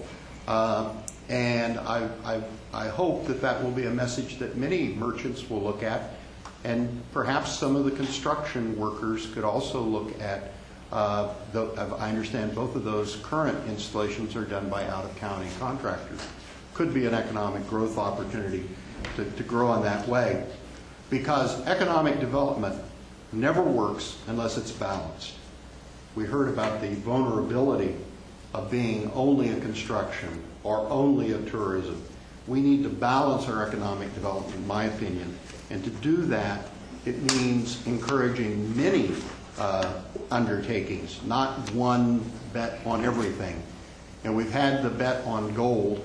It was a great run for a few years. But we don't have much of an economic infrastructure left in our mining business. We're not totally devoid of it. Don't want to slide our foundry in down. But we maybe could do better. And certainly I think we need to look at all aspects of forest management to revitalize our forests. I think the CHIPS project is a great beginning in the county, and I commend the individuals in the communities. That's really grassroots driven, and it's the kind of thing that again shows that the pioneer spirit's alive and well. And I think that that's one of the best ways is to have many pioneer entrepreneurs stake out new visions for their communities. Thank you. Thank you. Board member comment? Well, you can turn that thing over if you want to. I'll be brief. It's difficult. A feeling that you'd like to say something, but what can I say that isn't going to reiterate what most of us are thinking and some of us have already said. First and foremost, I just want to again thank Diane Gray and her board for bringing this to us. Second week in a month that we've met with the City of Angels. That's pretty historic. All these things are looking good, folks. I really want to thank the people from the public. I'm not thanking you guys. You had to be here, okay? But seriously, I think we all recognize that the greatest resource and asset we have is the enthusiasm that this group has brought to this meeting. And Taliba left, but she's absolutely right. From this will come action, and from what I've heard here, they're the seeds of action. I'm not going to get specific about my ideas. There's plenty of time for that. But people are already thinking about ideas, and I think the old necessity being the mother of invention, maybe a little late, but here it comes for us. It's not too late. That's the important thing. And with regard to what Mr. Conklin talked about, is to recognize our infrastructure challenges, I believe, is probably, if not the most important, it's certainly right up there. Because whether it's residential construction, entrepreneurial endeavors, or commercial building or whatever, is not going to happen without recognizing the infrastructure, the challenges of infrastructure, which we're all aware of are at a critical point right now. And so I'm just encouraged by the level of interest here. And I hope that this being brought to the forefront and this study session forcing us to take a look at this and talk about it will encourage us to do that much more of that in the future. So I guess I just want to say that I'm very, very encouraged. And I've heard more positive comments today than in most study sessions, certainly most board meetings, and that's the biggest encouragement right there. Thank you, Bill. Would somebody like to add to this from Angels? I have to coincide with Mr. Guardino there. This is the second time the county and the city got together and no rocks. Speaking for myself, I strongly encourage the brand that Angels has entered into, and I think that they've pointed out a lot of potential that we can, that the Angels Business Association is working towards. So, and I've heard a lot of good comments here today. I've agreed with some, and some I kind of stepped to one side, but I think that we should retain the character. I'm a fourth generation boy here myself, and I kind of like what I have here, and I like what I see here. But I know that growth is going to come. It should come at our pace, and I think that we're moving in the right direction. Thank you. Thank you. Someone from the Calaveras board. Sure. Marita? I need to address Jack's comments on harvesting of trees. I think everyone in here pretty much knows my feelings. Scandinavia started the selective logging process, so you saw good logging in Scandinavia. IKEA is the result of that. In terms of jobs, logging today is not labor intensive like it used to be. And if any of you get the opportunity, I request that you go to the Logging Museum in White Pines. And you can see what logging was then and what it is now. Guy mentioned enterprise zones. We have, if it's still valid, Diane might be able to find out, a recycling enterprise zone that we put together in the early 90s, I believe. Sandy, Lena, Mike Hathaway, and we got permission, so we do have an enterprise zone. I don't believe it's ever been used in Calaveras. Which brings me to what Tim Scheer said. We did do something, and I don't think we need to reinvent the wheel on some of it. That study that was done in the early 90s still has a lot of valid points to it. There's one thing I'm still having separate from how I might feel, a concern about how retail sales and high-paying jobs go together. When this chart, I believe John Hamilton went over this, and you look at what the high-paying jobs are that afford us to do the things that we might like to do in this county, such as buy homes or what have you, or they are not in retail sales. So my question to you is, if retail sales are low, but we want retail sales, but we want high-paying jobs, I think we need to work that through, because there's a lot of components that go with that. And so, I mean, I have an answer, of course, which might not be the same as yours, but that's where I think when the groups get together, the Business Council, the Chamber, the business associations, and you come to the board and you say, as part of the economic development component, and thank you very much, I like the use of the word component versus its own element, because now we're probably at 15 elements. And we don't even have our first draft yet, and there'll probably be more. I would like to see what is it that's the private sector is asking of the public sector to do.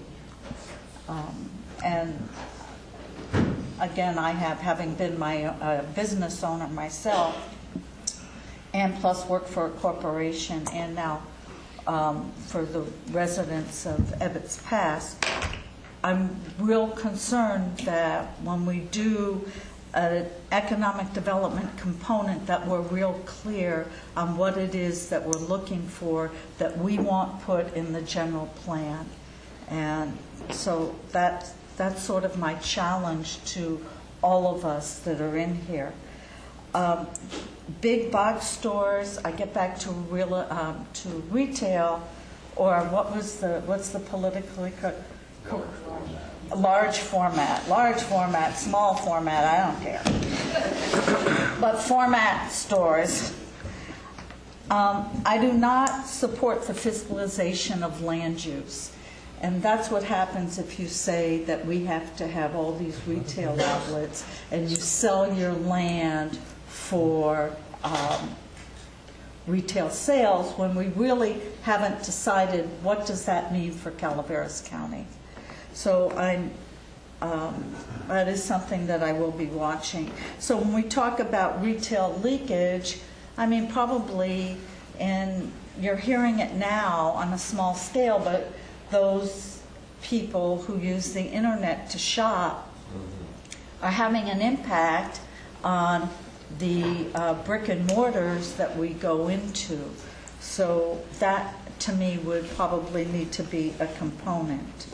On the diversification, when I look at this sheet, 25% is construction and retail trade.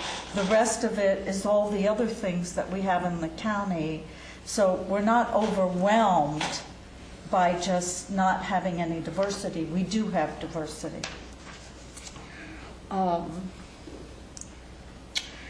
As an example of what we've done in diversification, I can't say we, I mean the Chamber and the Visitors Bureau and the people in this county who are involved in tourism, but we now have ag tourism, we have community events that are advertised outside of Calaveras County, we have the wine industry. So we've diversified within the tourism realm. So again, when we talk about diversity, what is it that's going to be asked of government? That we have the proper zoning? I would think that would be one component of it. God, I can't believe I keep sort of going back to Guy Myers. I mean, you know, he and I have never. That's a compliment. Yeah, please. You know, he and I have never had the same dance card. I just stepped on your toes. He said that we need to help the private sector move. Again, that goes back to what does it look like? What is it that we're asked? What is the private sector asking of the county? I mean, it's clear we want something, from what I'm hearing from maybe my colleagues and from the public, we want an economic component, but I think we need to be clear on what it is that we're asking for. And I think, like Mr. Wood said and Taliba said, it is a time for action. We need pragmatic solutions. But again, how do we define that? What is it? What is it that we're asking? That's all. Thank you. Thank you, Marita. Angels, your turn. Pass. All right. Tom, would you like to make some remarks? Okay, I'll give my remarks. First off, it seems to me if we want good quality economic growth, the government has to live up to its end of the bargain. And that end of the bargain is we have to provide good, high-quality infrastructure. And you can basically say we want to encourage economic growth. Well, it seems to me before you can do that, you have to cross the bridge of discouraging good economic growth and pass over that bridge before you can enter the bridge of encouraging a good, strong economic growth. But right now, if we had good quality economic interests approach the county, we don't have the infrastructure to handle. I mean, you know, what sewer district isn't in a moratorium other than CCWD? What water district can provide potable water that's necessary for good, strong economic growth? We can talk about a lot of ideas, but if those ideas aren't backed up with infrastructure, they're not going to go anywhere. I mean, we have competitive advantages up here, and you know, probably 2/3 of what Marita said I disagree with, but one of the things I do agree with is that we do have a fair amount of economic diversification in the county. I would say right now we probably have the most amount of diversification in the county this county has probably ever experienced. That doesn't mean it's acceptable, and that doesn't mean we can't do a lot better, and we certainly can. But we're probably the most diversified today in this county than we've ever been. I remember as a boy, and Paul remembered when the cement plant closed. Man, that was an economic depression for the county when the cement plant closed. That was just one plant.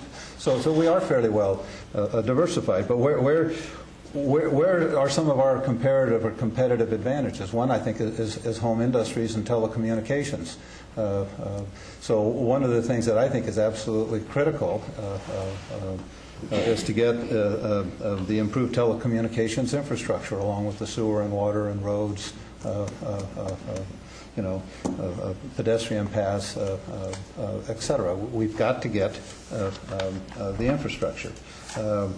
I have to take on my friends in the environmental community and defend Jack and go beyond that because, quite frankly, Mr. Hansen of Nassau is I recall, a physicist. He's not an expert on climate science or a climatologist.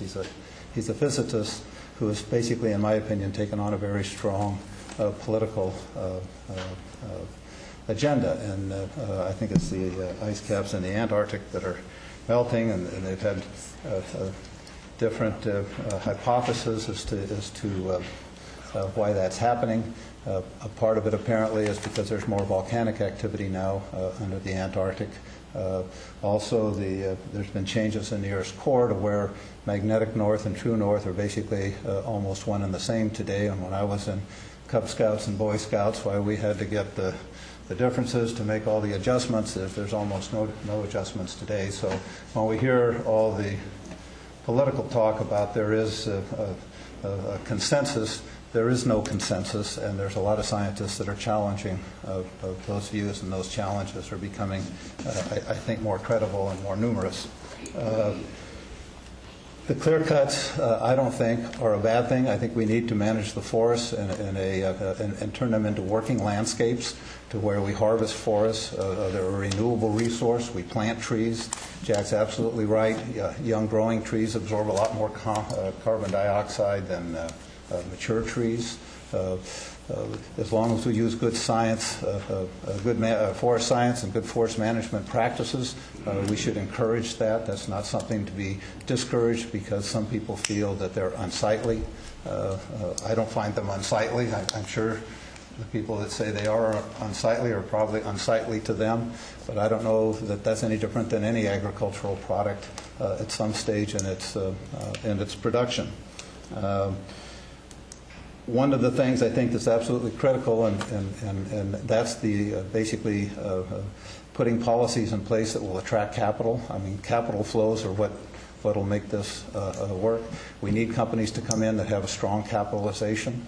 So when you talk about large volume stores or other types of businesses, one of the keys if we're going to be successful, and if you want higher paying jobs, is to bring companies in that have very strong balance sheets, are strongly capitalized, and we put an infrastructure in place that attracts capital flows.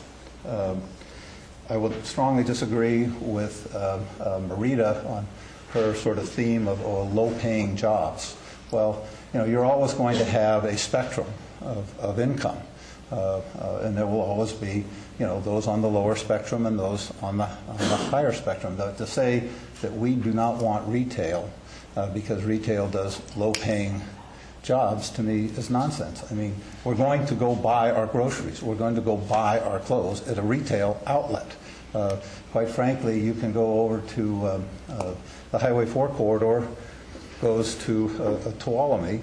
The rest of the county basically goes to Amador County. I go over when my wife wants to shop at Walmart, and I sit down and take my reading material, and I can't get any reading done because every 2 or 3 minutes someone says, "Hi, Tom," and wants, I have to get up and shake their hand and talk to them. So I guess my point is you can't just say it's low jobs. I mean, we have to buy groceries. We have to buy clothes. We have to buy sporting goods. I mean, if you want to make that argument, let's not build any more homes because they're low-paying jobs for the people that clean and come in and clean the house, and they're low-paying jobs for people that take care of the yards, and they're low-paying jobs for lots of things. But that's all part of a market economy, and you can't just basically say, I'm going to kill the market economy because they're low-paying jobs within that market economy. That doesn't make any sense at all. And people can talk about, well, what are the impacts of having a large volume store? But quite frankly, probably a significant amount of those impacts are already being felt because a significant number of citizens are already going to those stores out of county. They drive greater distances. They create more greenhouse gases. You could have them shopping locally. To me, that would be sort of a win-win all around. I'll just end by taking strong exception with Supervisor Thomas's comments, who basically thinks the way to preserve the rural character of the county is to encourage rural sprawl. I mean, I think that's absolute nonsense.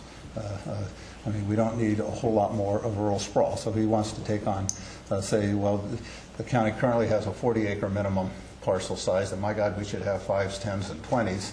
And I think that's absolutely a very destructive way of doing residential housing. I hope the board does not go in that direction. Quite frankly, I am for the larger parcel sizes, because you have to have a larger parcel size so that when you develop it, you will have enough parcels so you can afford the cost of bringing the sewer and the water lines, expanding the sewer and the water capacity, bringing the roads into county standards, etc. So if you don't have a parcel size that when it develops will allow for the cost of infrastructure, then we will just end up with a whole lot more of rural sprawl. And you can look at the areas where we do not have infrastructure, we do not have sewer, water, or roads to county standards, and we have significant problems in those areas. And the places we do have all that infrastructure is where most of the people live. And I'm not saying there aren't problems there. There's certainly controversies. I think more controversies than are deserved. But that's a higher quality of life, and it's certainly a lower cost of providing services. So that completes my comments. Thank you. I guess it falls to me to make the second to last comments. We'll go back to Diane to cap this off. But this has been an interesting day for me, and I wanted to make a few comments on what I've heard. The first thing is, it's clear in this county we've got a long tradition of having differences, different approaches. We have different faiths. We have different interpretations of science. And you've heard some examples of both here today. But what I would say to you, and what I take as the most encouraging thing, that if Guy Myers and Marita Calloway can be dance partners, we can do just about anything. And I'd like to talk a little bit about some of the things that make sense to me. First, recognizing our differences doesn't have to be the basis for paralysis, and yet somehow we've managed to find our way there, often by spending more time arguing the fine points of those differences rather than finding some common ground we can move forward. One of the things that does seem common ground is that the old paradigm of getting the choice between whether we are going to be fabulously rich and ugly or whether we are going to be poverty-stricken but beautiful is a paradigm that I think most of us now reject, that there is maybe a third alternative, that we could figure out ways to prosper that might actually not wreck the place we love. And it is in the nuances and details of that I think we sometimes get caught up in and trip over one another or get into arguments about. But I think that it behooves us to try to find several things in common so that we can move forward.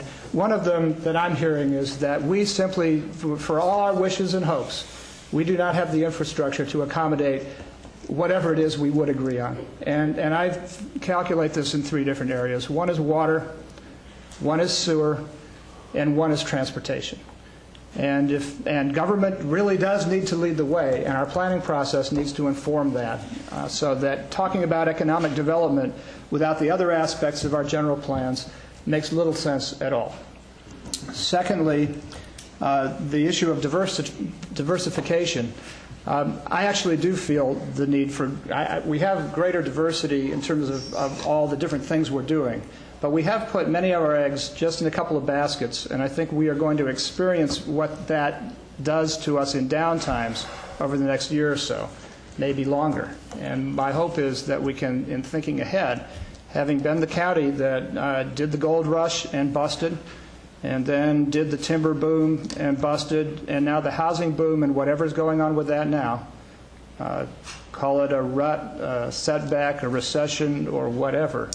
But we've got a problem, and it's affecting a lot of people, and it makes a lot of people very fearful, and there's a lot of problems that come out of fear. It's important that we figure how to rally our community and answer the kinds of displacements that happen when we do put too many eggs in one basket, and that is a challenge that we've got before us. We also have microeconomies, which I don't think have been really discussed much here, but just to give you one stat that wasn't brought forward, when I look at the per capita earnings in Calaveras County, I need to tell you that that per capita earning is greater than the median family income for a family of 4 in West Point and Railroad Flat. And that should tell us something about the different strategies necessary. So people can scoff about getting some people back in the woods and thinning it and having a few jobs. But that means something in some parts of this county. And yet others are talking about big boxes and whether that's going to bring economy or not, or additional subdivisions and whether that's going to. But what we have to base our theories on cannot be an ideological question of yes or no, but has to be informed by facts. It makes a good sense for when we have aspects or businesses or strategies that actually increase jobs and earnings. And there are features to that. Do the new businesses shop locally? Do they use local vendors? Do they hire locally? Do they hire all their management staff from Poughkeepsie? Do they buy all of their goods in China?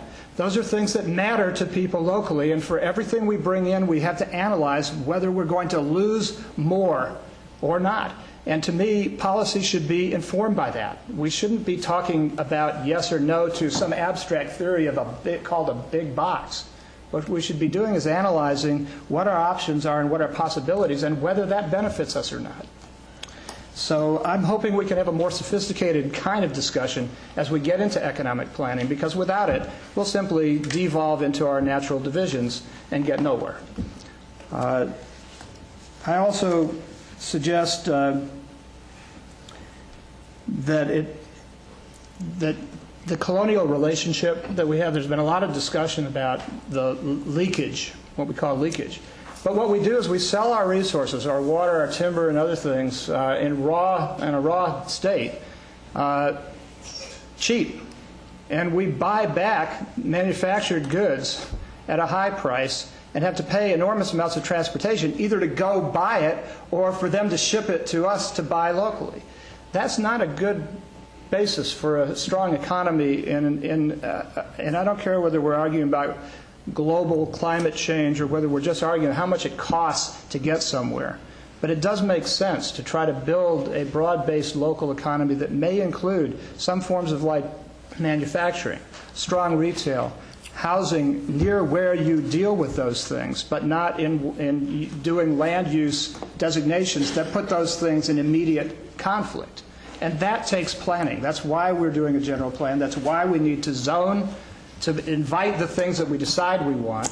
It's why we need to have long-term economic planning that is an economic element, or I don't care whether, how we quibble about words. It could be economic elements, or it could be a component, or it could be any number of different terminologies. But the real point that Taliba, I think, left us with is that it doesn't matter what kind of plans you do if you don't have implementation measures that are actually going to be accomplished. And that, to me, it's all about that, and I'm hoping that what we do next, and I have two proposals, but I hope what we do next will be to deal with those implementation measures together, that it doesn't make sense to divide into camps.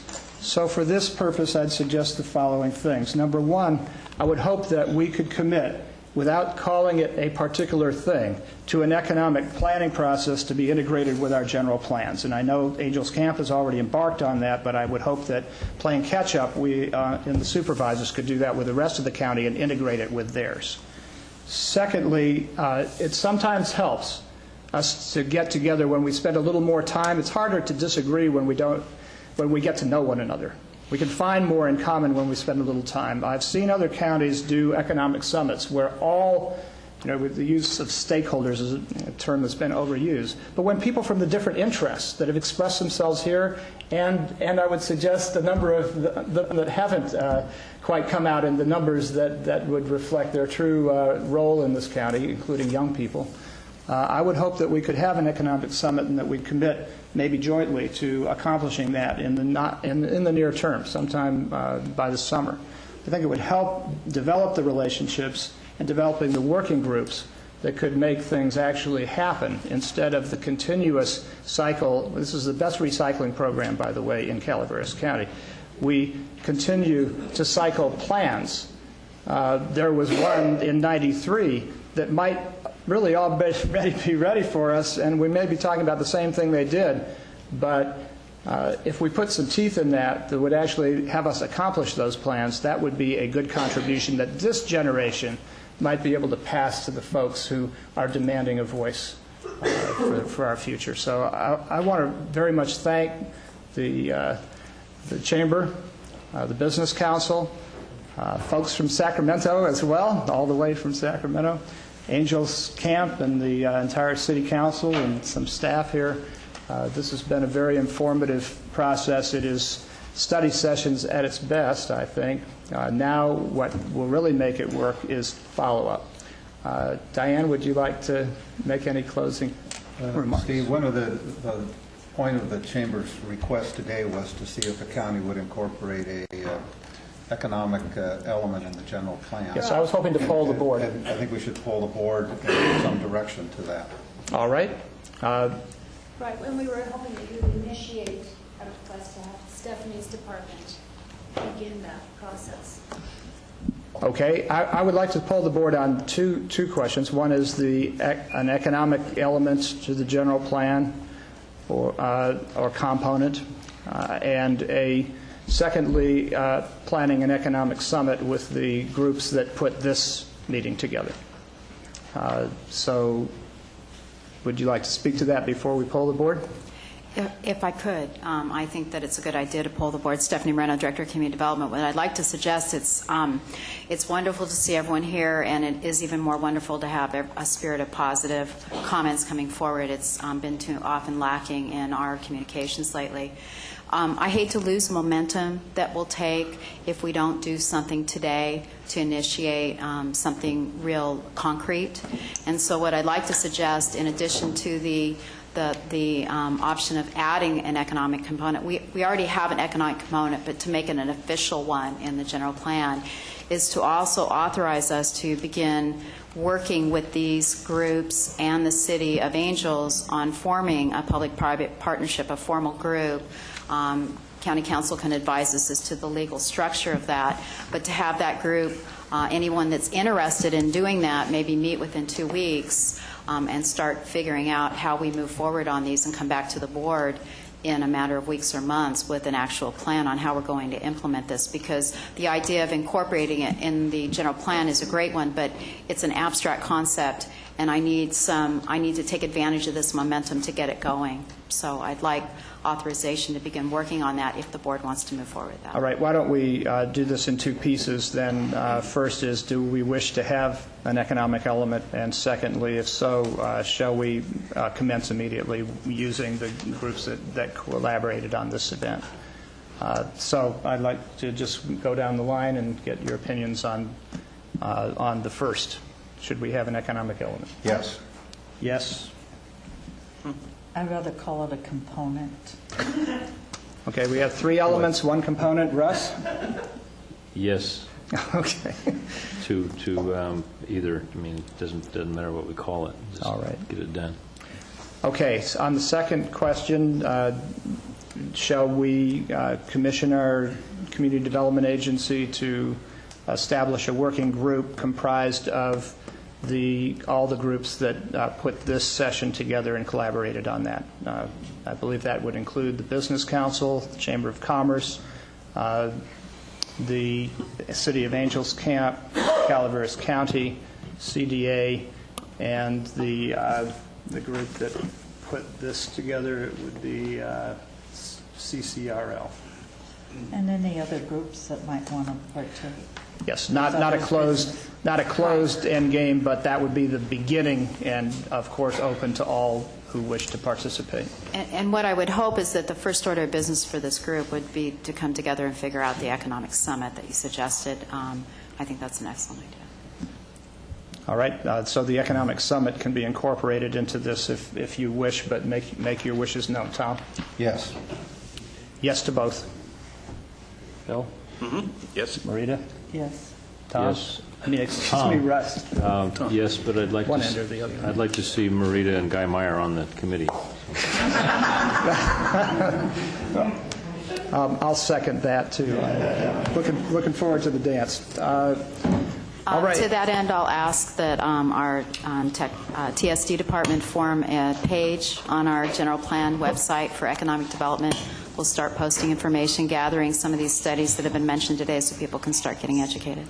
All right, and if maybe representatives of each of the groups that began this could meet immediately after and choose a date so that can be posted immediately on the website. All right, thank you everybody for attending. Is there? Oh, I'm sorry. There's one further comment. Well, because we did agendize this with possible action, and I polled the council, and we will support participation in the task force and collaboration towards the summit as well. Thank you, sir. All right, I believe this draws this study session to a conclusion. Thank you for coming.